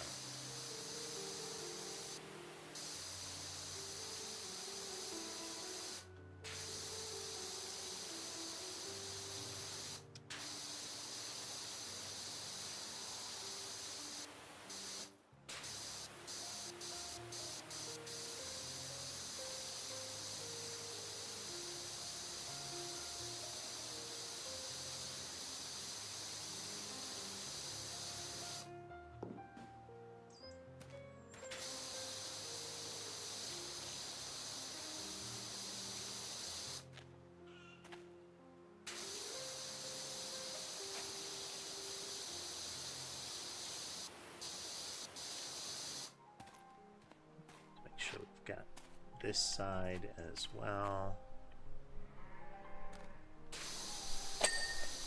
There we are.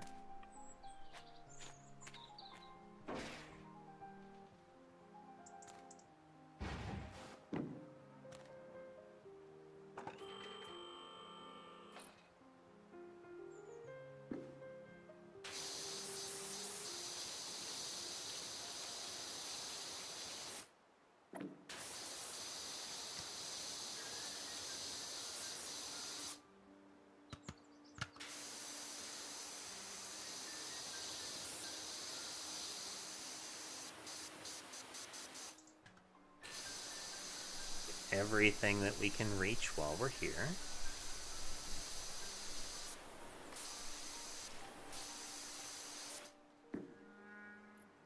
Just about in a solid position to do this part.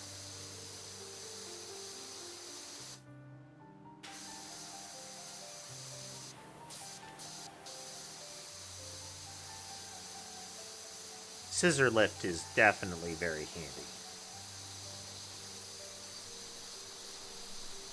Abseil rig, also really handy, but it really is for very particular circumstances that it will show up.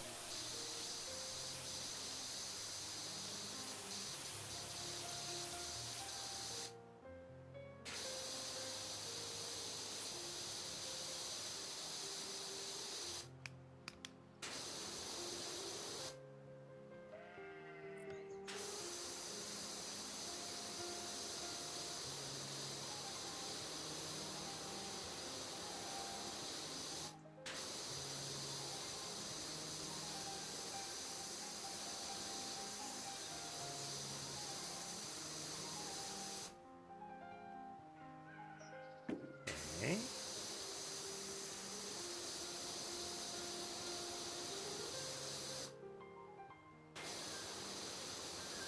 Okay.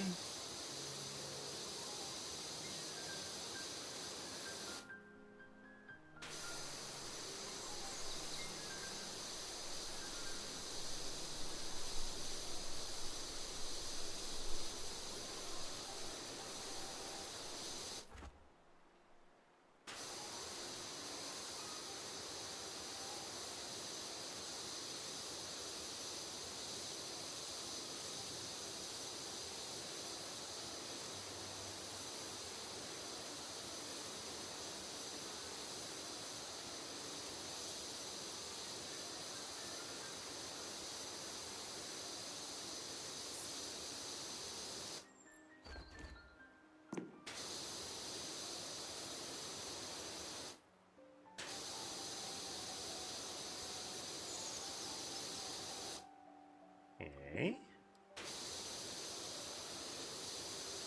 Kind of wish the little triangles were broken into pieces, you know?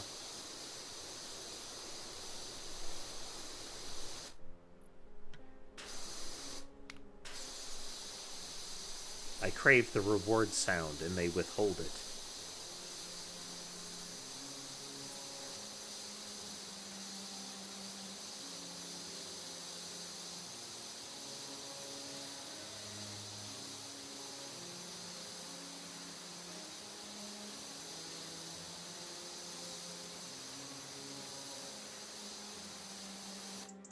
Yeah, we had a little connection breakdown earlier. I don't know when it started, but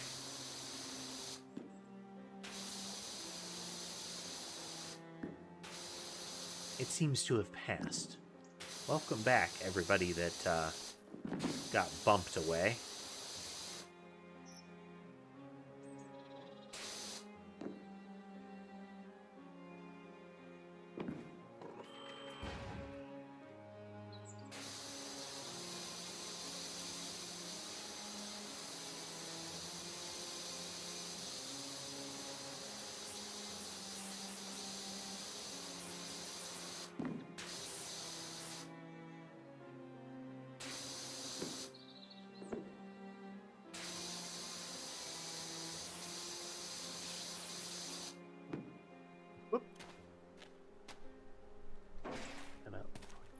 Here.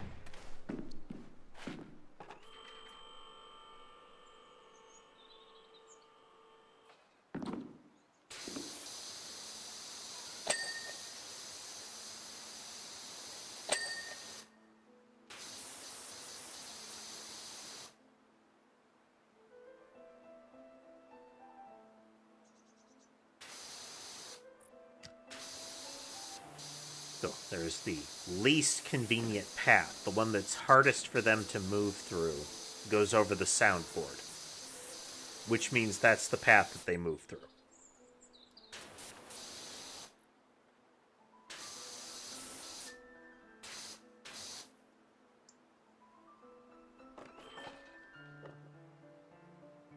Yeah, it's as high as we can go with the scissor lift. Noted. So we are going to need to use the scaffold to get some of this here.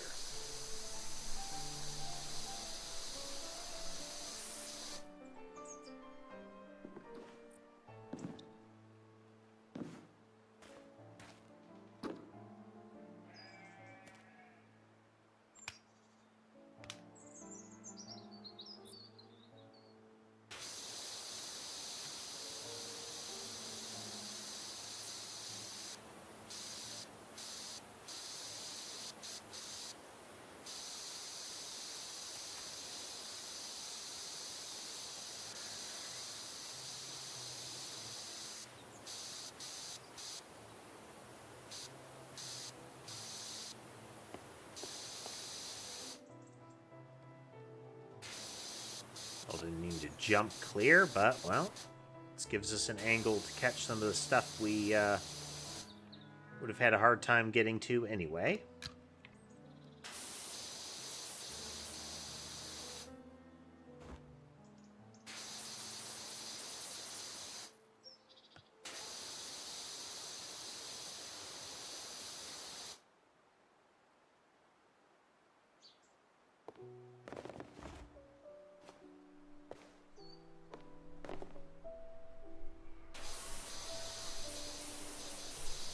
Happy little accident.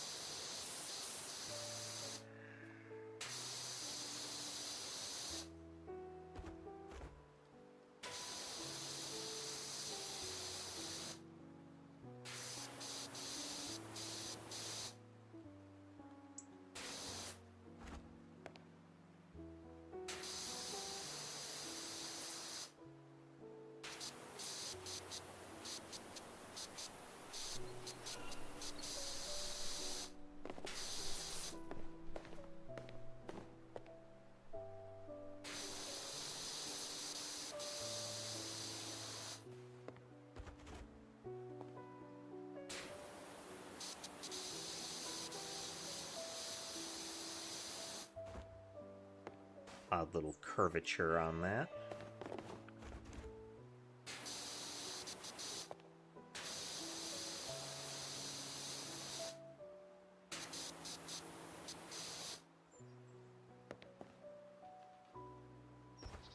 Okay. That's all we'll get from there.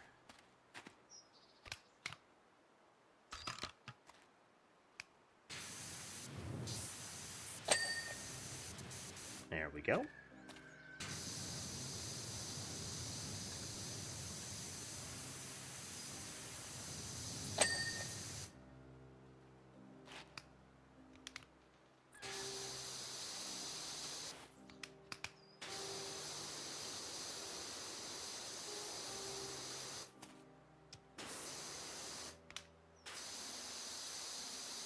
That stuff is caked on there.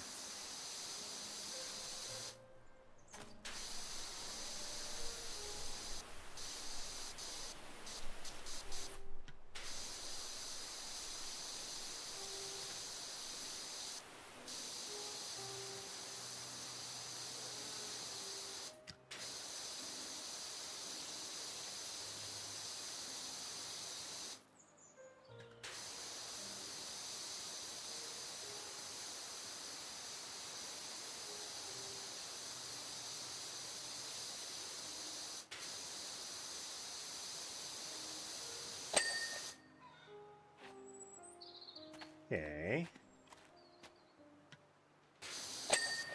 Not like I'm a stormtrooper or something.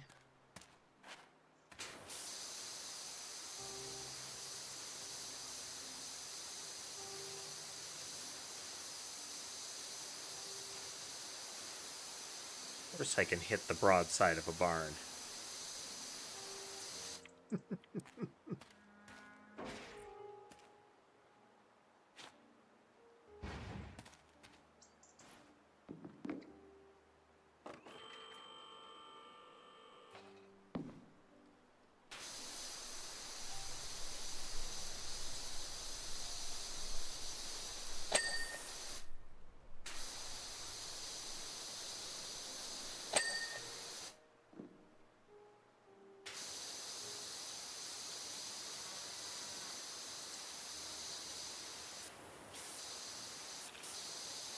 Looking at write-ups of people that figured out what, like, the different percentages in XCOM actually mean, like, what it really means when it says, like, oh, you have a 90% chance to hit this target that is in these circumstances. It's like, well, that's not what it actually means. Then you put it next to a game like Phoenix Point, where it's, the reticle is right on their face. What does that mean? It will hit them. It will hit them in the face. They're probably going to die. With that same logic applying to, like, enemies and whatnot. Oh, you were caught out in the open? Sucks to be you. Prepare to lose most of your limbs.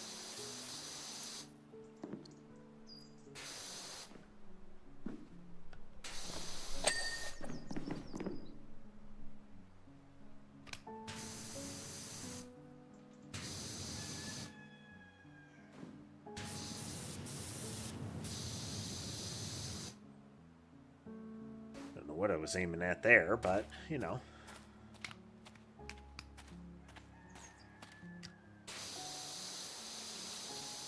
Up to the next side.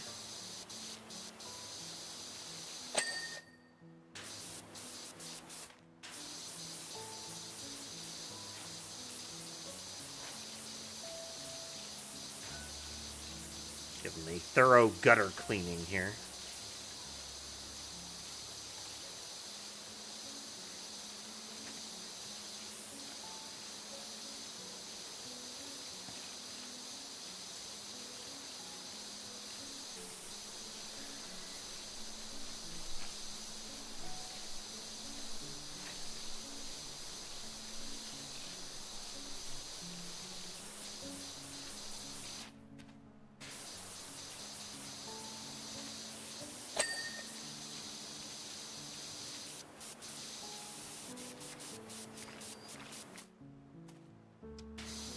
Seems like the gutters will be a non-trivial portion of this.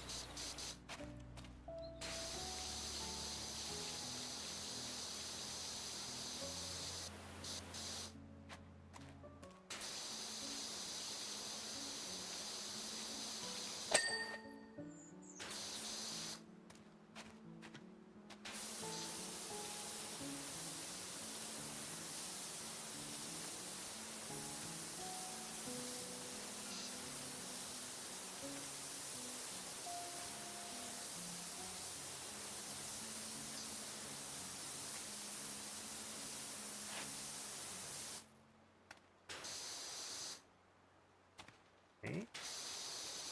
Carve out some of the other objects here.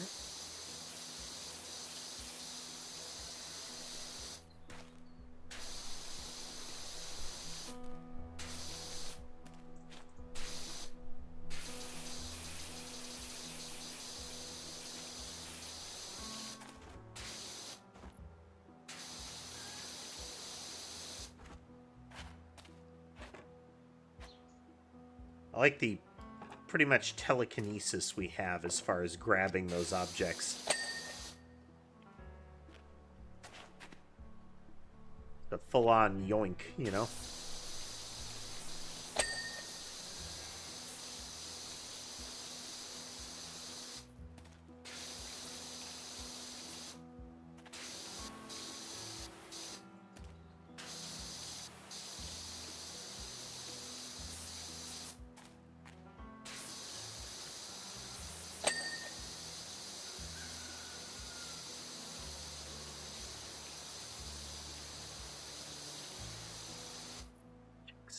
Here.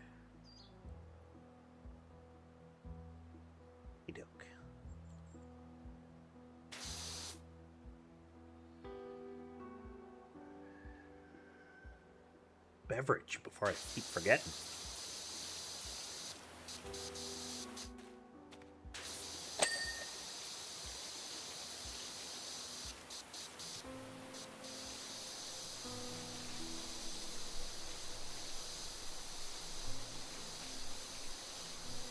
Easy to let yourself feel worn out if you're not sufficiently hydrated.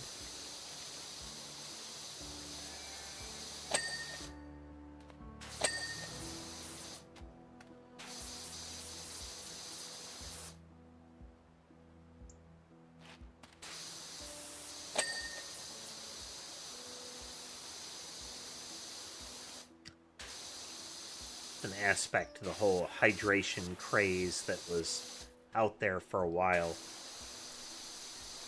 where, like, it's possible to be overhydrated. Like,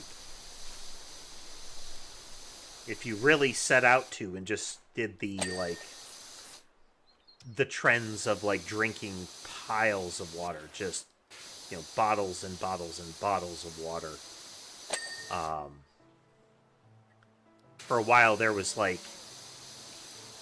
this trend of having, like, a gallon jug that you would drink some amount from,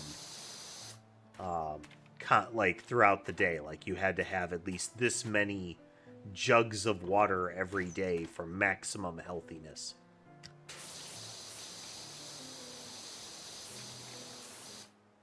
Like, yeah, too much water in your system can mess you up.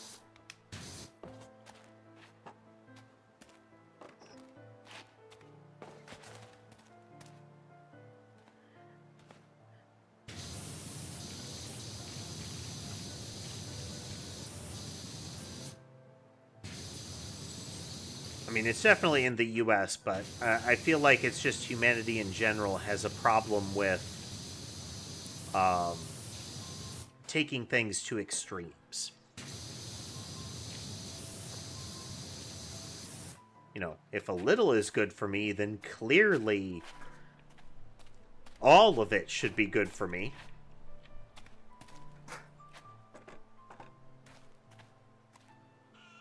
You know, if 1 is good, then 10 must be 10 times better than good.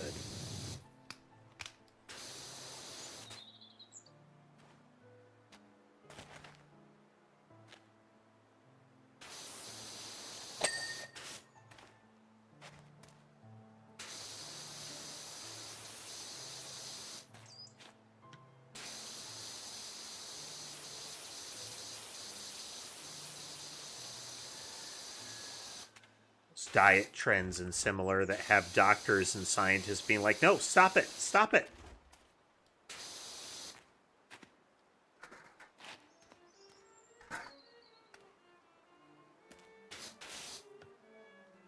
Dang it.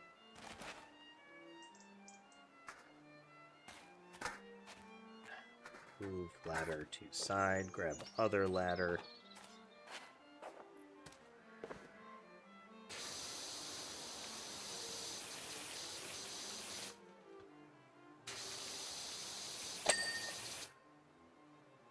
Yeah, the current trend of things are like this one simple trick.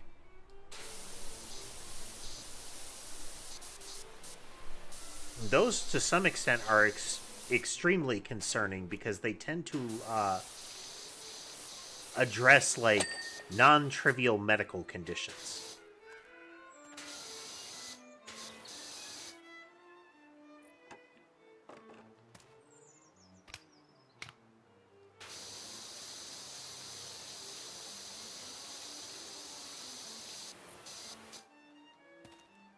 Or like we mentioned last time, they indicate that an extreme result is what you can expect, what you should want.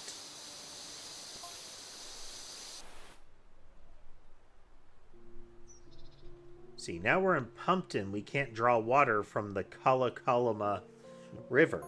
Our farms instantly become completely unsustainable. Mayor's trying to shut me down. Presumably revenge for my monks from the temple. Up there on the hill, egging his mansion years ago. That was a level. Some monks got upset with him, so they egged his mansion. The man's pettiness knows no bounds.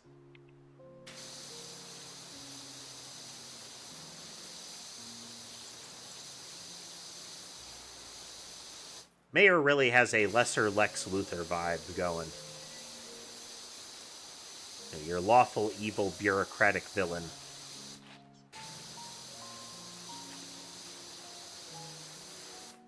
I will crush you with the system.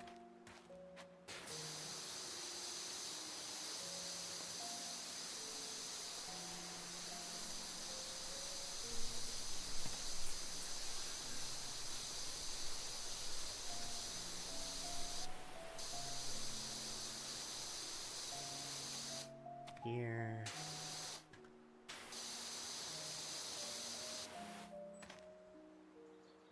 Get away with getting a little closer and using green? We can, but it's a narrow thing here.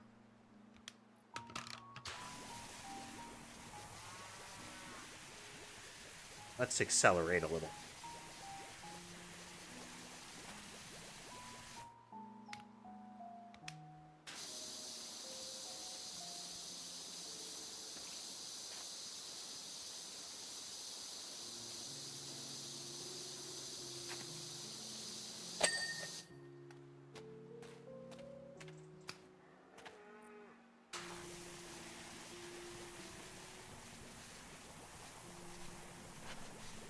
The thing that bugs me the most about the advertisements, that the AI-generated one simple trick advertisements, is how flagrant it is.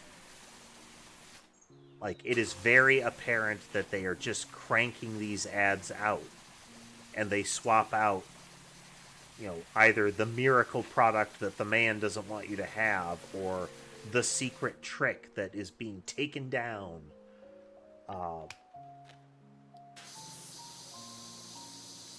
Like, that is not an advertisement that should be able to air. Just because it's like, it's transparently lying.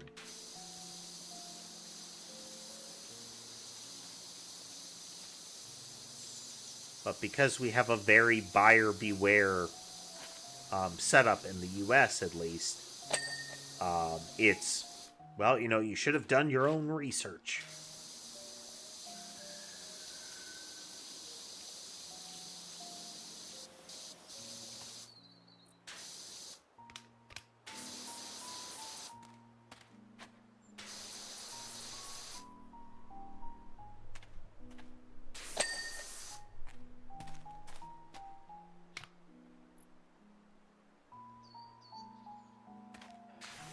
The most obnoxious recent one are the ion air filters. But they're not even showing, like, the big vertical ones with the charged, like, metal plates in them. They're showing one that you just plug into an outlet that is about that tall. Like, a few inches tall. And it's like, oh, it's, you know, not only is it more effective than a HEPA filter, it'll fill a whole room. And it's, no. It absolutely won't and can't.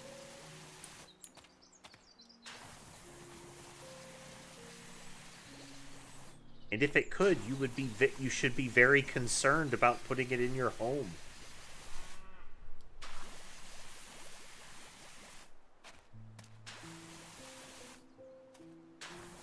Like, if it's knocking out stuff in the air at that distance around corners, then it's doing something to your body, too.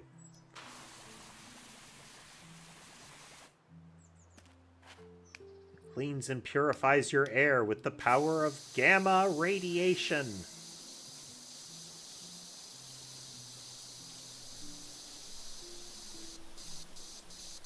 Each air filter contains over 10,000 cleanotopes of, you know, purifying power.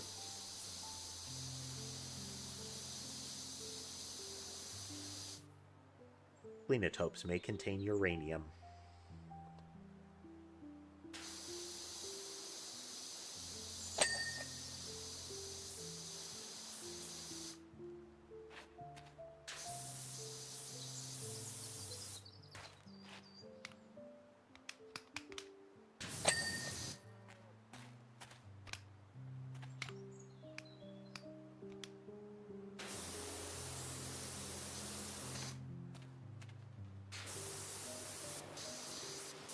Just like Lovecraft stories, looking at the sciencey things that give people superpowers will tell you what sciencey thing did people really not understand at the time.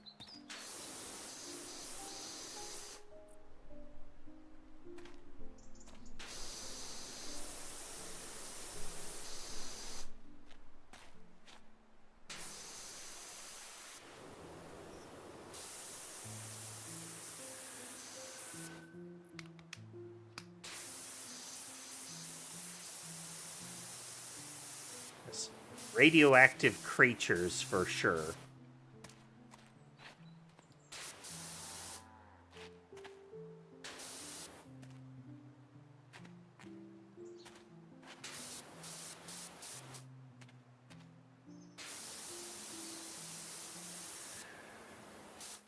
I mean, effectively, anything to do with a type of radiation might as well have been sorcery during the period that a lot of those were cooked up.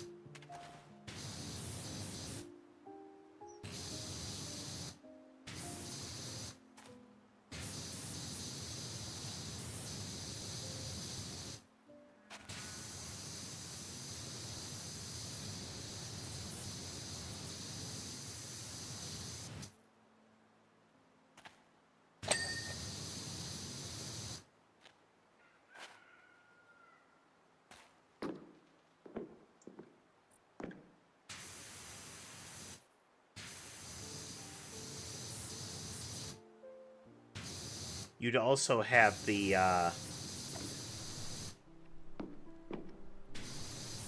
taught the mystic way of foreigners style superheroes. You know, the Batman learned his ridiculous wouldn't possibly work martial arts from, you know, a secret monastery kind of stuff.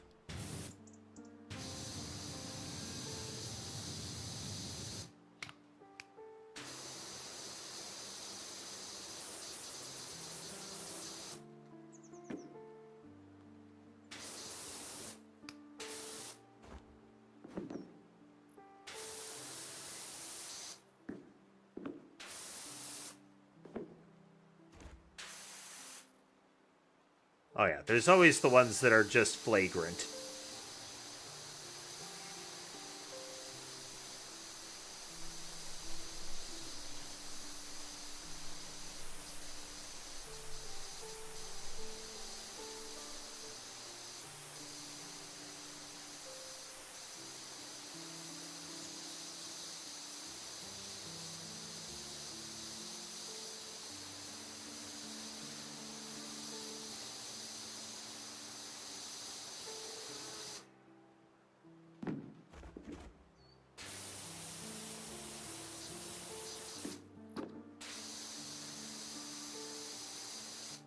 You had quite a few villains that, you know, it wasn't always during those periods because there's always plenty of racism to go around. But the World Wars were especially rife with opportunities to create the stereotype villains.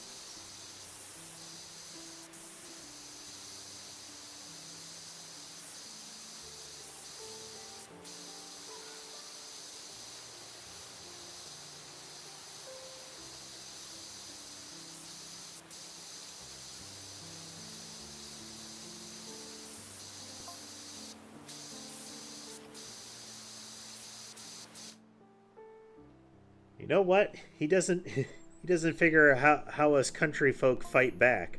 We've been studying up on polycultures, rotating crops and animals, Minimal water usage. Just what we needed. If the county mayor thinks he's stitched us up, then he can think again. That's another one. You know the phrase, another thing coming? You know, if he thinks, you know, if they think this is true, they've got another thing coming. The origin phrase for that is, if they think this is the case, they have another think coming. It is, you know, they will need to think again kind of phrase. Just like you will hear jury-rigged to be like, you know, hacked together, a bodge job kind of stuff. But it's jerry-rigged. Not in common parlance anymore, but those distortions of phrases that happen over time and effectively create new ones with new implications.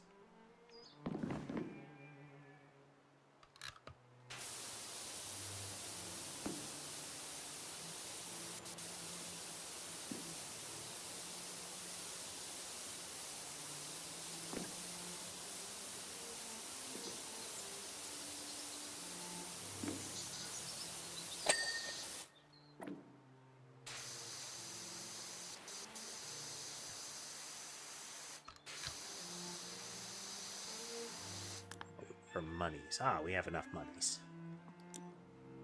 Monies. Pick. There, we're back at full strength again. Full versatility.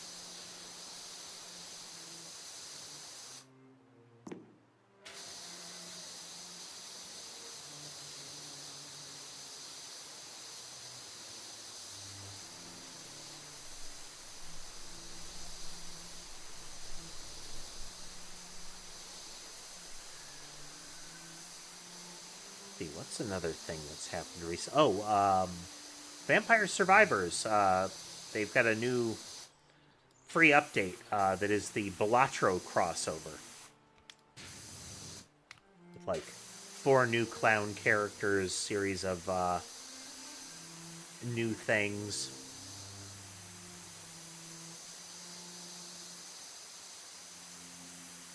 Remote multiplayer.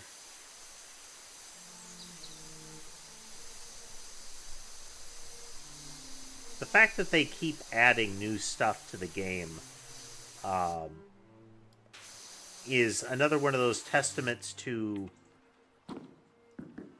if you make a good game, it's a good game.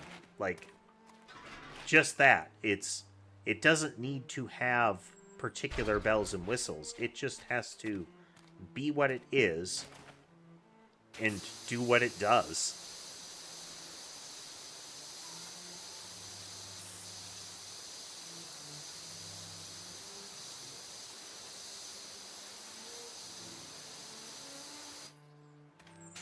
To some extent, I think it's why a great many of the let's recreate this game that was a niche title often fall flat, is because they just try to remake what it was,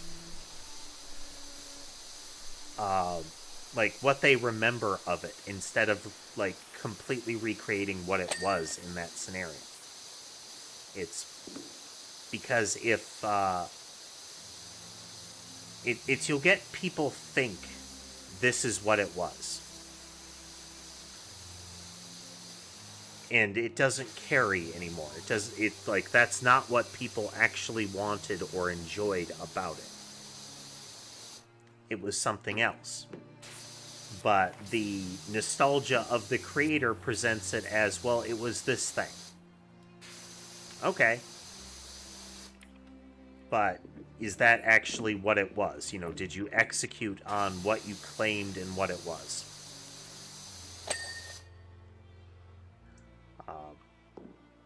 I mean, more to the point, that's why in general, remakes and remasters have a risk surface to them.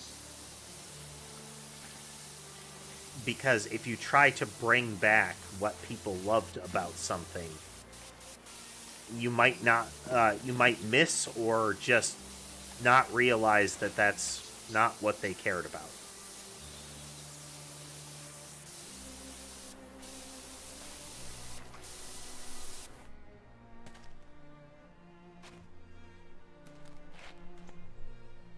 Yep.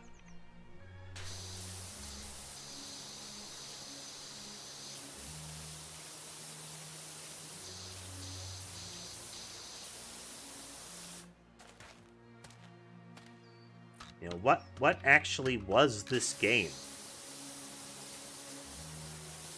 What was it that caused people to like it? And can you recapture that fully?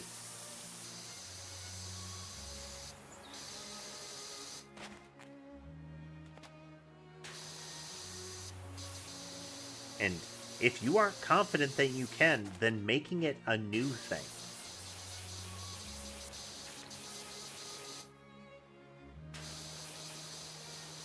Doing a good job of just making a whole new thing.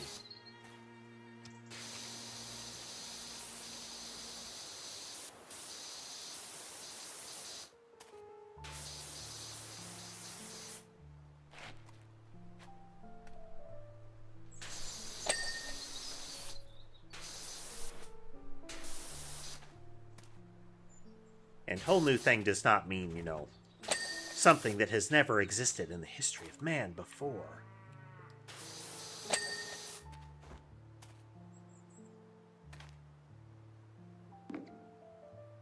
Just make it its own thing and make it do that thing well.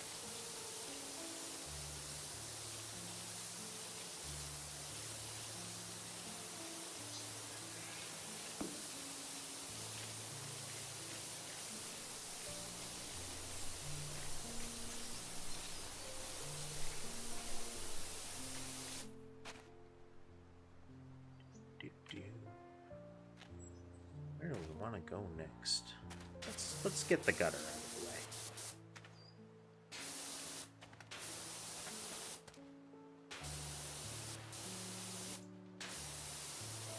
Not sure if we've got rust here, but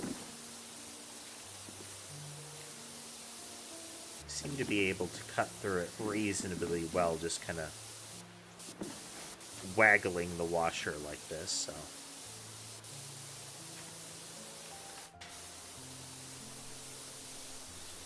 Have to remember you can hold left click down to keep the spray going, but you can also just press right click and it'll kind of auto fire.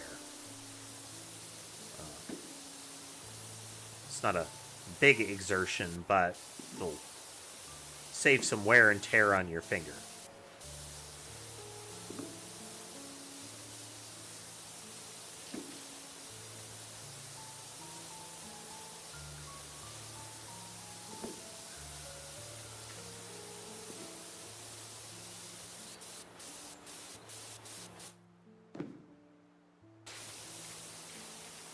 It's very much less of a thing now, but I do recall when game controllers had no concessions at all for things like ergonomics. Whoops. Like the original Nintendo controllers, the buttons were sharp. Like, the button was concave and created a kind of a point, like a hard ridge around the edge of the button that would dig in.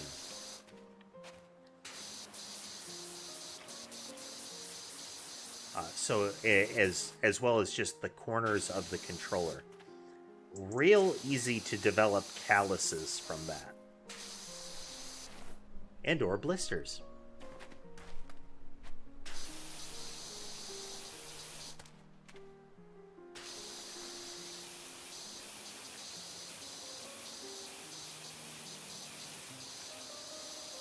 Another example of back in my day is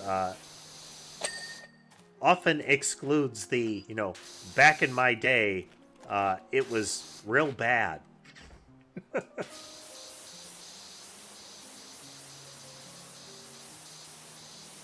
there's a reason we don't do that no more, Grandpa.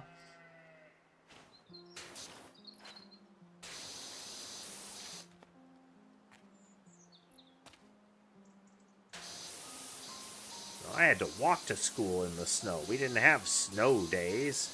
Well, yeah, but then we realized frostbite's bad, old man.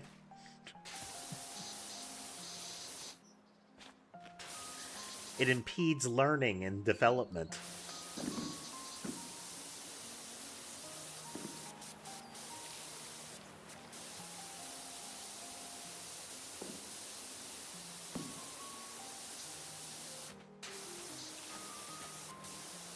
I mean, I always do hold out hope that one day the prior generations will share with us the technology of bootstrap-based levitation.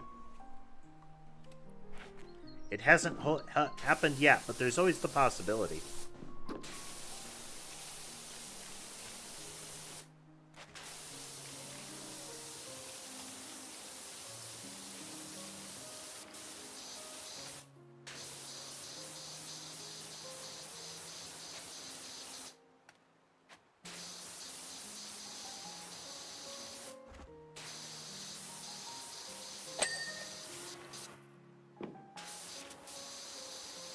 Remote school and, like, limiting, like, direct class interactions to when it is necessary to the lesson to have that sort of FaceTime. Those kind of things are all healthy markers, and they are unfortunately continued victims of both random random politics interference, as well as just the back in my day isms. Like, we didn't do that. It was better back then. No, it wasn't.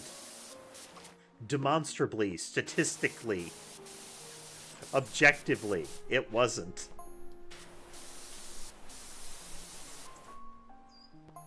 Peak cleaning? What do you like with coordinates? We found a goodness knows what over at Power Falls, but it's way out in the wilderness.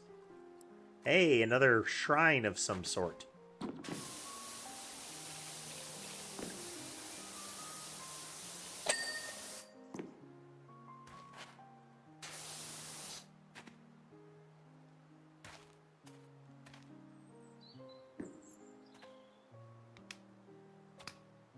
Still interested to see what the mayor is doing with the magic statue gem that he definitely stole.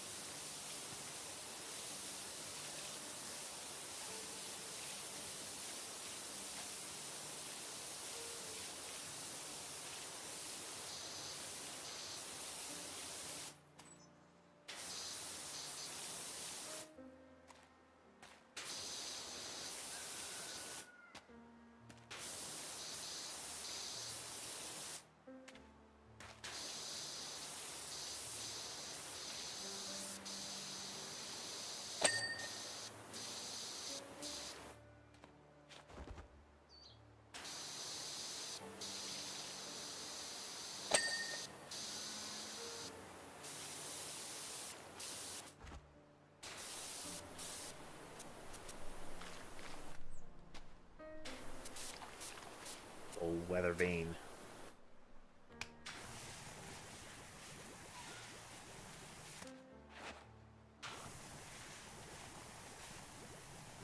Some sort of verdigris like build up on the weather vane, so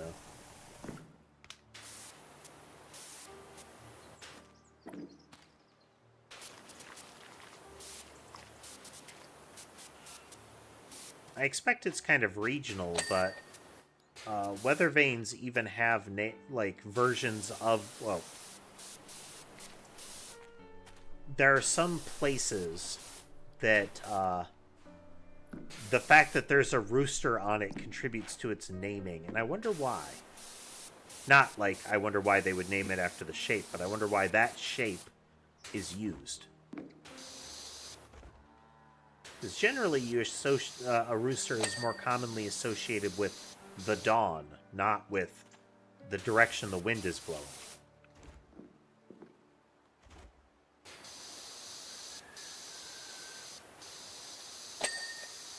Perhaps there is folklore that I am not familiar with.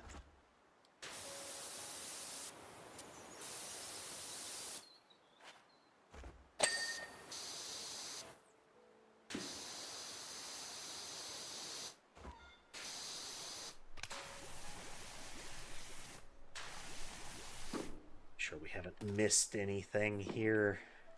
Seems like there's some interiors in the vents.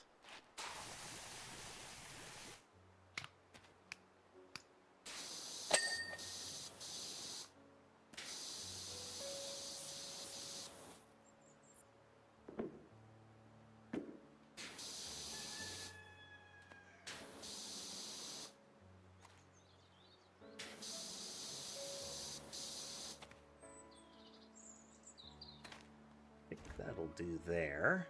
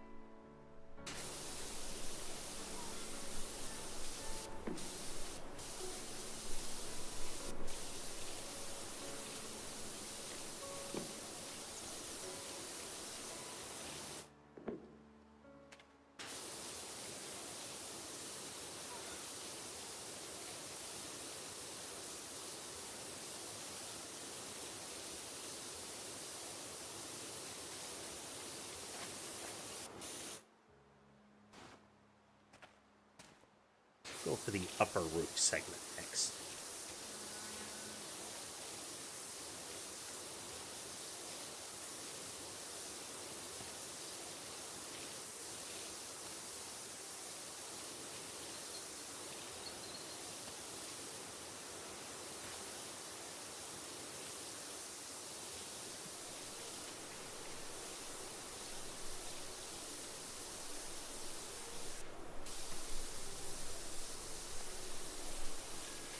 When you're in full mobility mode for aiming the power washer, you have edge of screen turning, so that's why I'll sometimes like flick around in the edge like that, so I don't have to stop and restart the motion. 10 to 6 one way, half a dozen the other, but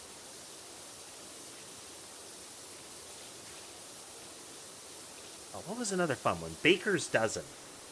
The fact that a baker's dozen is 13. We talked about last time how there were, like, throughout history there have been extensive food regulations. This originated with the classic question, you know, is X a sandwich? So is a hot dog a sandwich?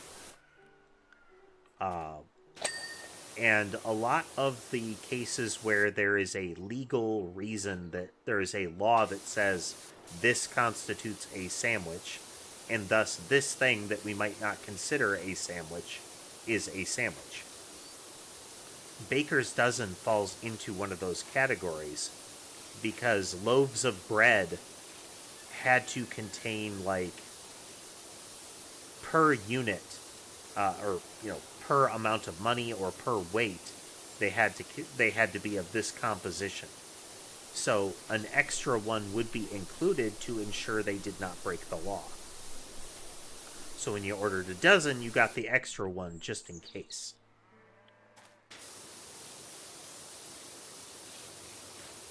They didn't want to get caught up in a, you know, gluten-based sting operation.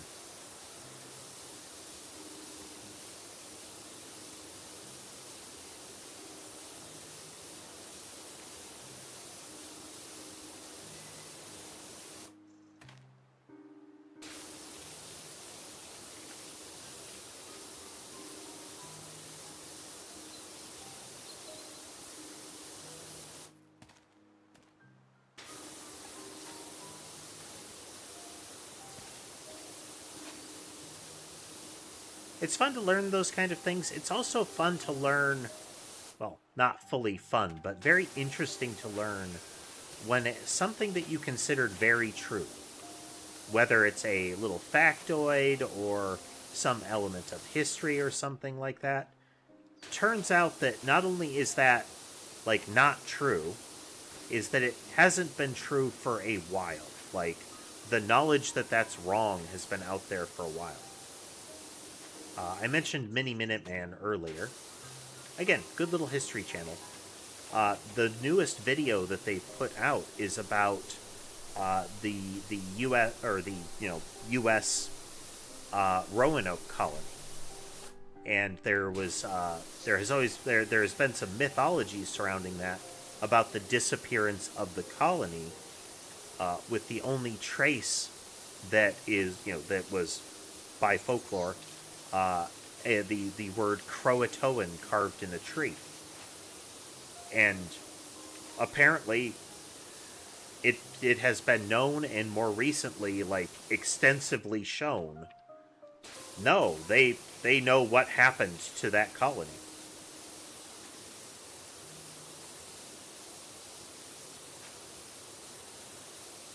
And it's like, that's neat. I must watch that video and get the full details.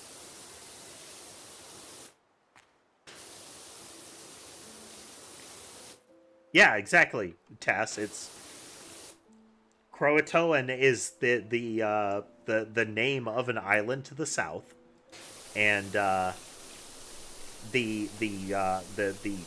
native people living there were the Croatans. So they went there and lived with them, which isn't too surprising because a lot of the colonists, especially the initial ones that moved out there, were woefully undersupplied and not ready for the climate and just the hardships that they would face there. So the local populations, not infrequently, helped them a great deal.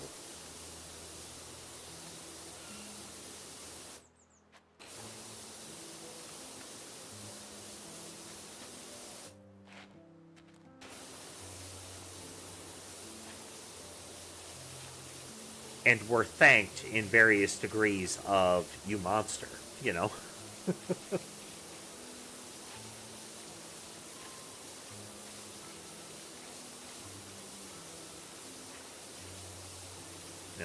We know you've helped us out of the goodness of your heart several times, but you're refusing to just keep giving us more, and we feel like we deserve it.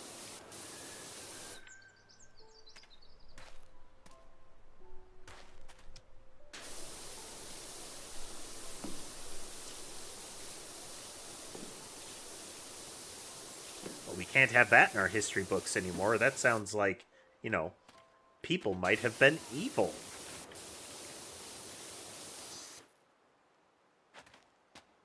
Very specifically, people that look like us might have been evil. We can't have that. Whoops.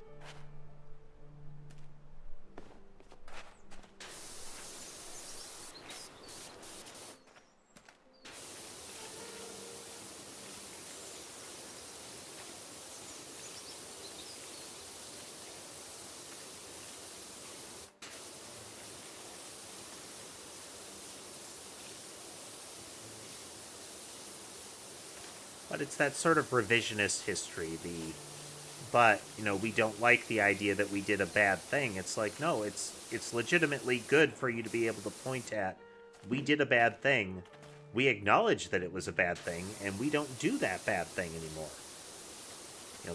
That shows that it was a bad thing.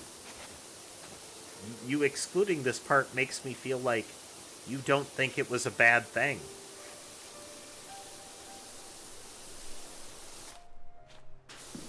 Which is, exactly the case in that sort of scenario, but...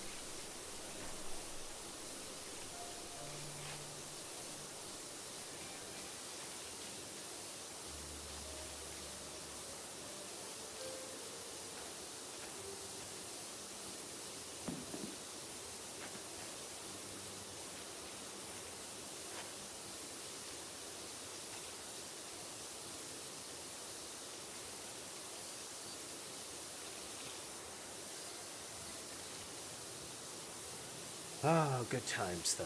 Good times. Learning can be legitimately fun.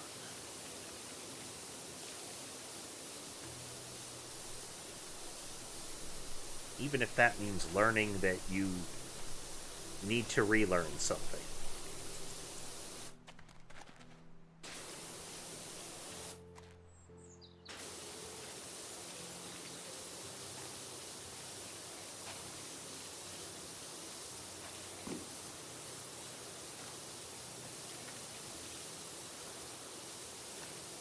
Strongly unrelated, but I have been thinking, like, in my constant musings about my code, one of the things which we are not going to be doing in the near future, I want to look at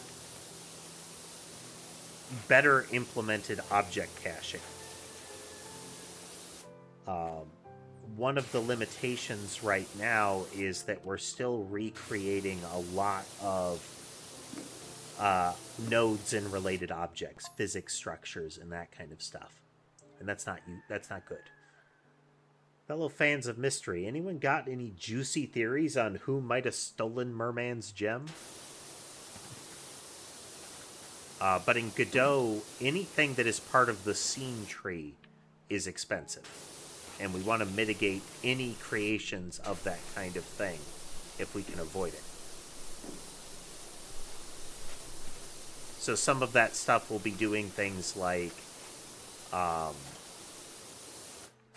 getting some of the direct server interactions back together. Now that our collision system is a lot more robust, maybe we can squeeze out more performance there. But the reason that we're not doing that kind of thing right off the bat is that right now most of the processing time is taken up by just the raw behavior logic of the entities. So if I'm going to implement new performance, it needs to be there to get the best value. And because I don't have a way to do that yet, we're sticking with let's get the spawners working.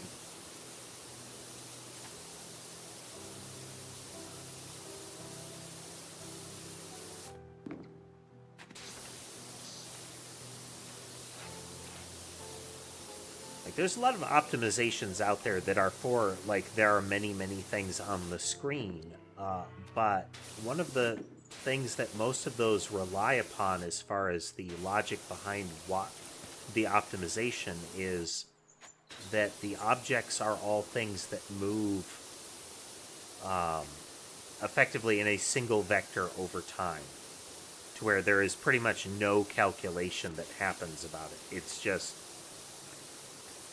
like, given that the projectile started in this position at this time, it is an algorithmic certainty that at this next time slice it will be here. And in the same vein, at this prior time slice, it is exactly here. Because there is no maybe about it. There is no if about it. It is, this is true absolutely every time. And we don't have that. Like, everything about our system defies the possibility of that.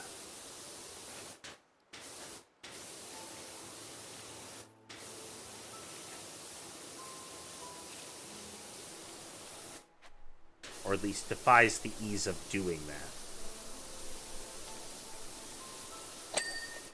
Nice.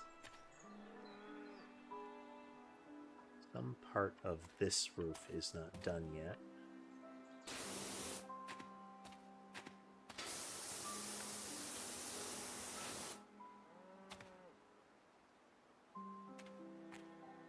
There's plenty of little bits along here. This implies to me, though, that it's got to be like... yeah.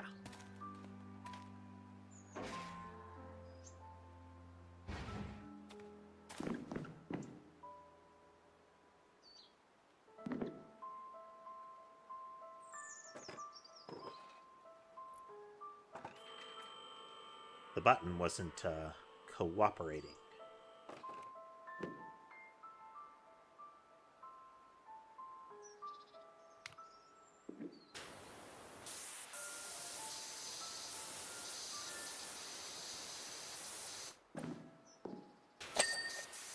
There we go.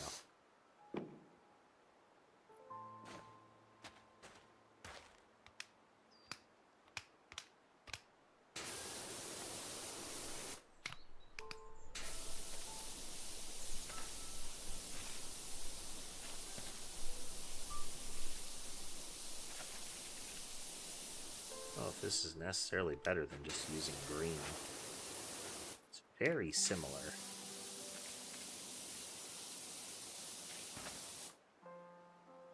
Coverage per sweep is less consistent, but it's at least as good, if not better.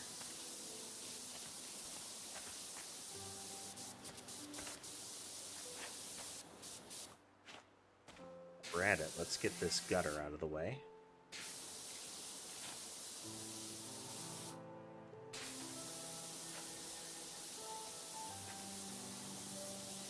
Goal is currently to knock this one out, and then we will reassess afterwards. Not a, earth-shattering idea for a goal, but is what is.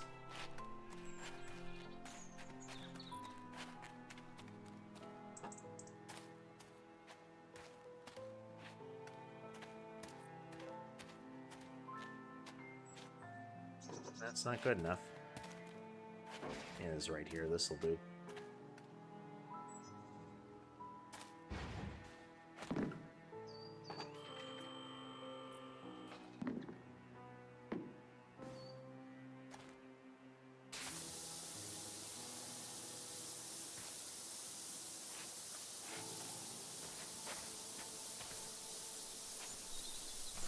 Definitely need a second pass here. Just make a decent first pass.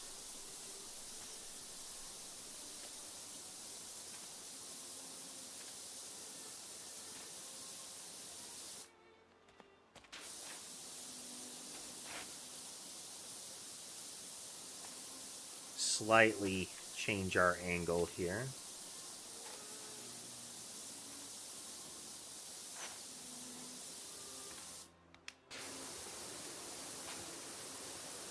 This higher powered one, you can really hear the difference between some of the nozzle heads there.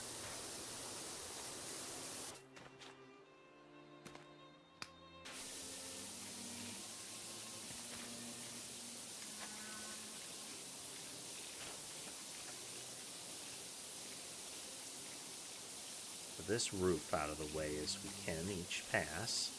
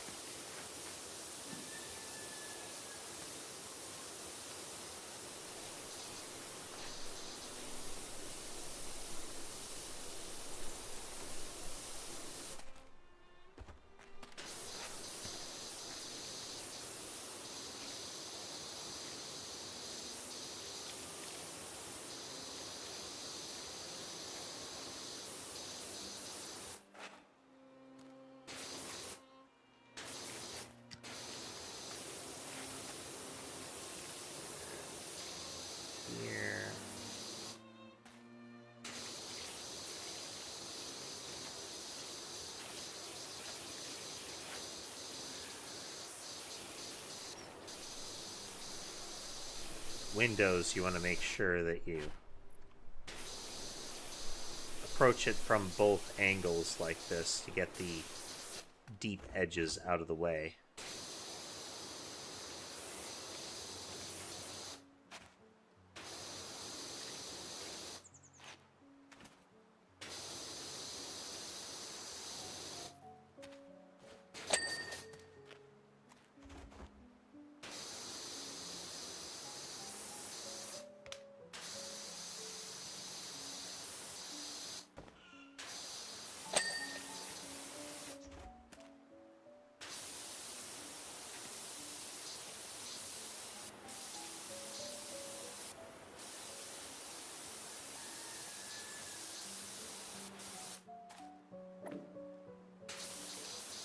periodic squeak when you're moving around.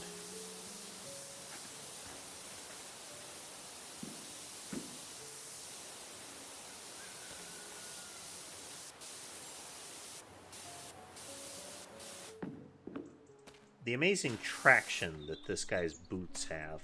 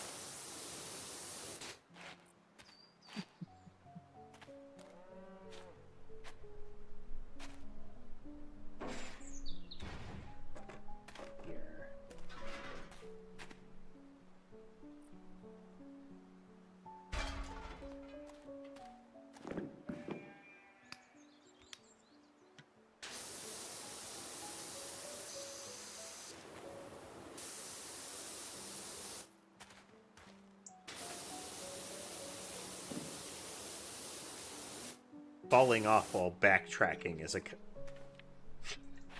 it's a constant issue.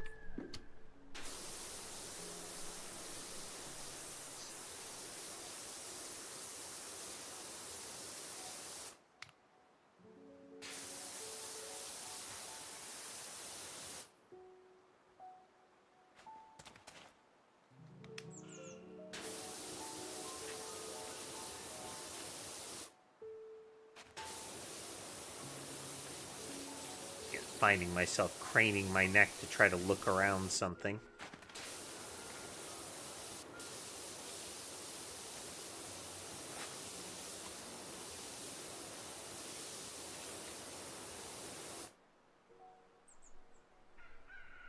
Beverage.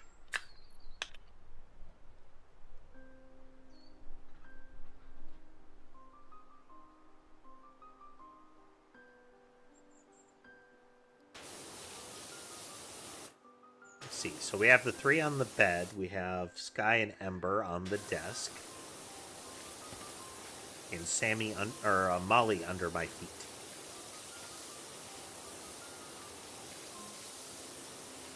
Sky is in Ember's spot, so she's angry loafed on the side of the desk.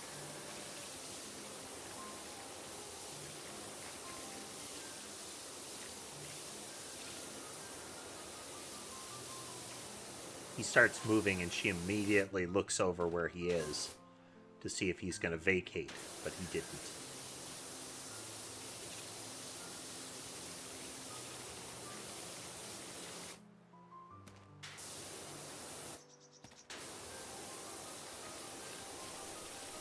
Like, she's comfy, she's toasting her belly, but her ears are a little back.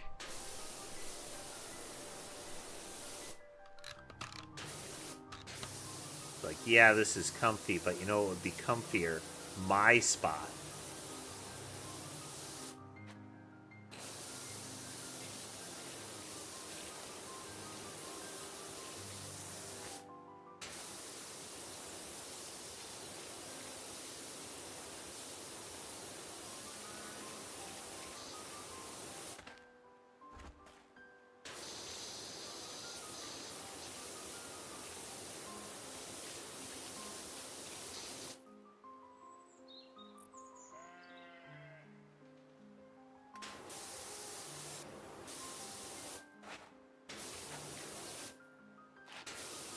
Angry Loaf.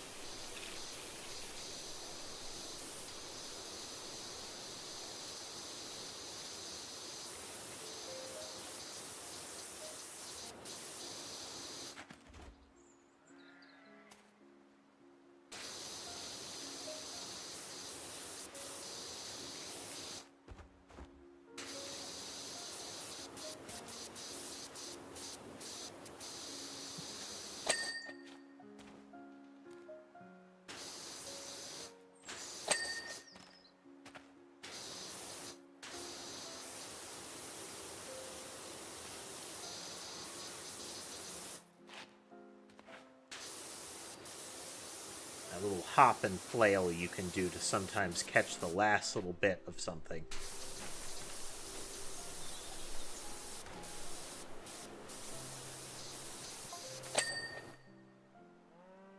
Cuddy Sarkeesian. Yeah, I know exactly who it was. Peter Wrangler, 38 Acacia Avenue. He's always moaning about the merman hum. Plus, he owns an angle grinder. I know because he was always cutting bricks in his yard, case closed.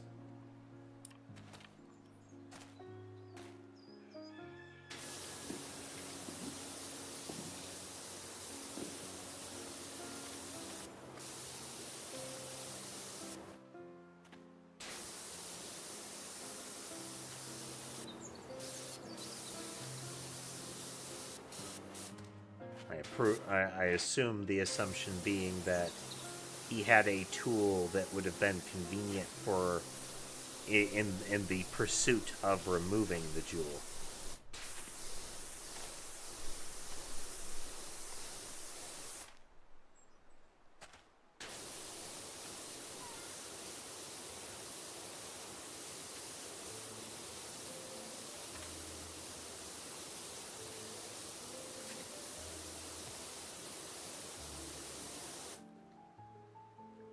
Things here. Yep.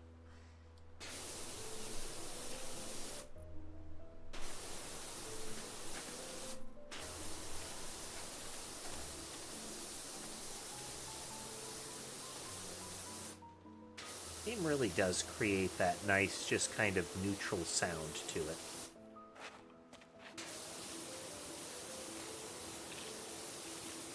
Not the same sound, but it's a similar vibe to, like, you know, heavy rainfall on windows kind of stuff.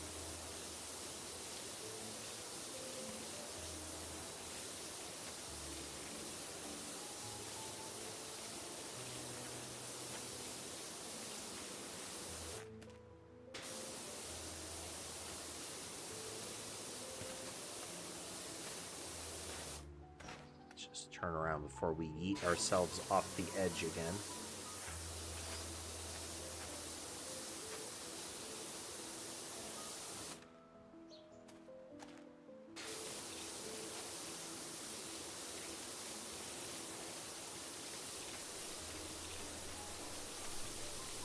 I think the game part of our cycle post-PowerWash needs to be revisiting Hitman and Blueprints.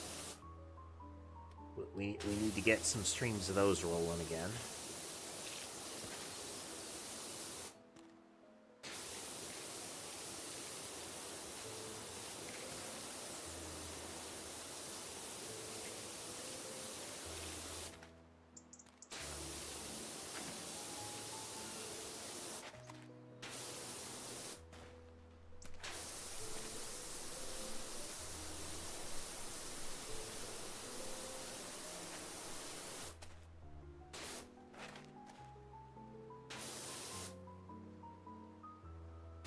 Getting there.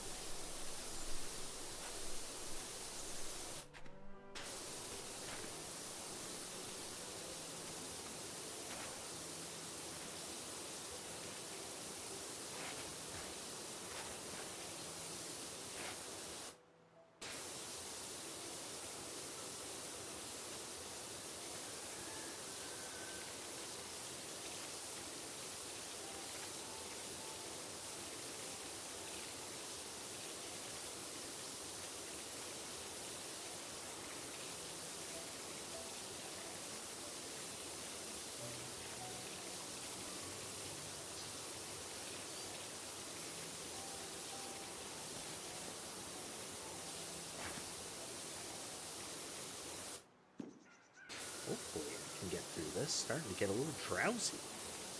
What's up with that?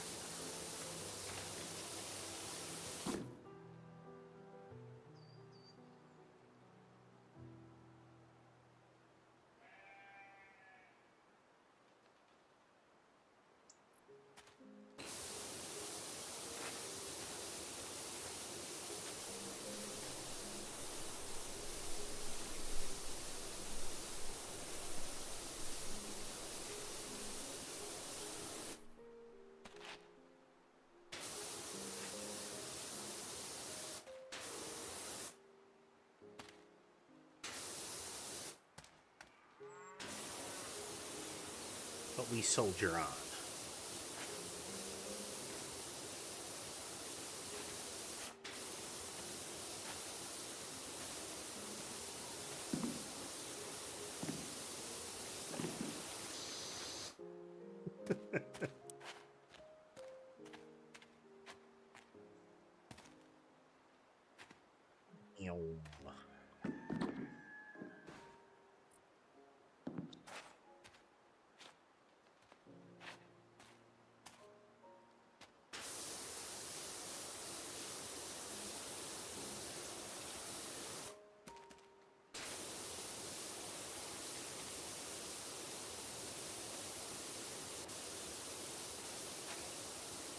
Angle can be a bit awkward on some of these, but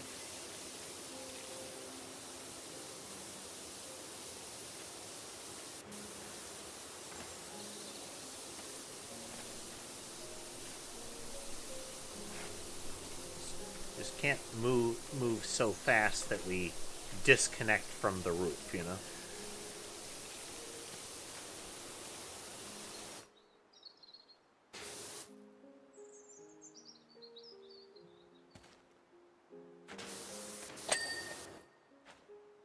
There we go on that.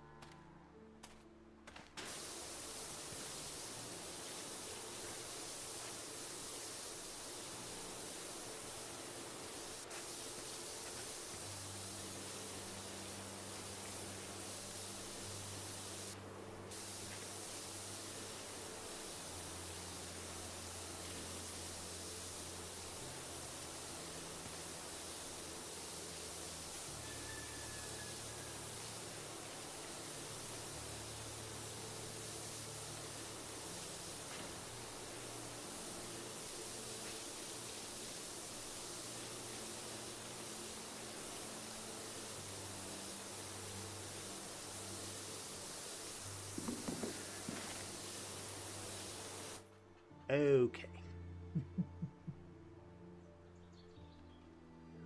We're gonna preemptively do this because I'm about to nod off. So we'll need a little bit of rest. We are definitely going to shoot for Saturday for the next stream. Don't have any particular plans for tomorrow, but Monday and Friday are kind of grab bag days. But with that said, I do hope you had a good time watching with us today. If you like what you saw and would like to see more, remember to like, follow, subscribe, comment, all that kind of thing. All of those kind of things help the channel grow. If you'd like to consider financially supporting the channel, you can do so through platform-specific means like memberships and subscriptions, as well as through off-platform systems like Ko-fi and Patreon. But I hope the rest of your day is good, and I will see you next time.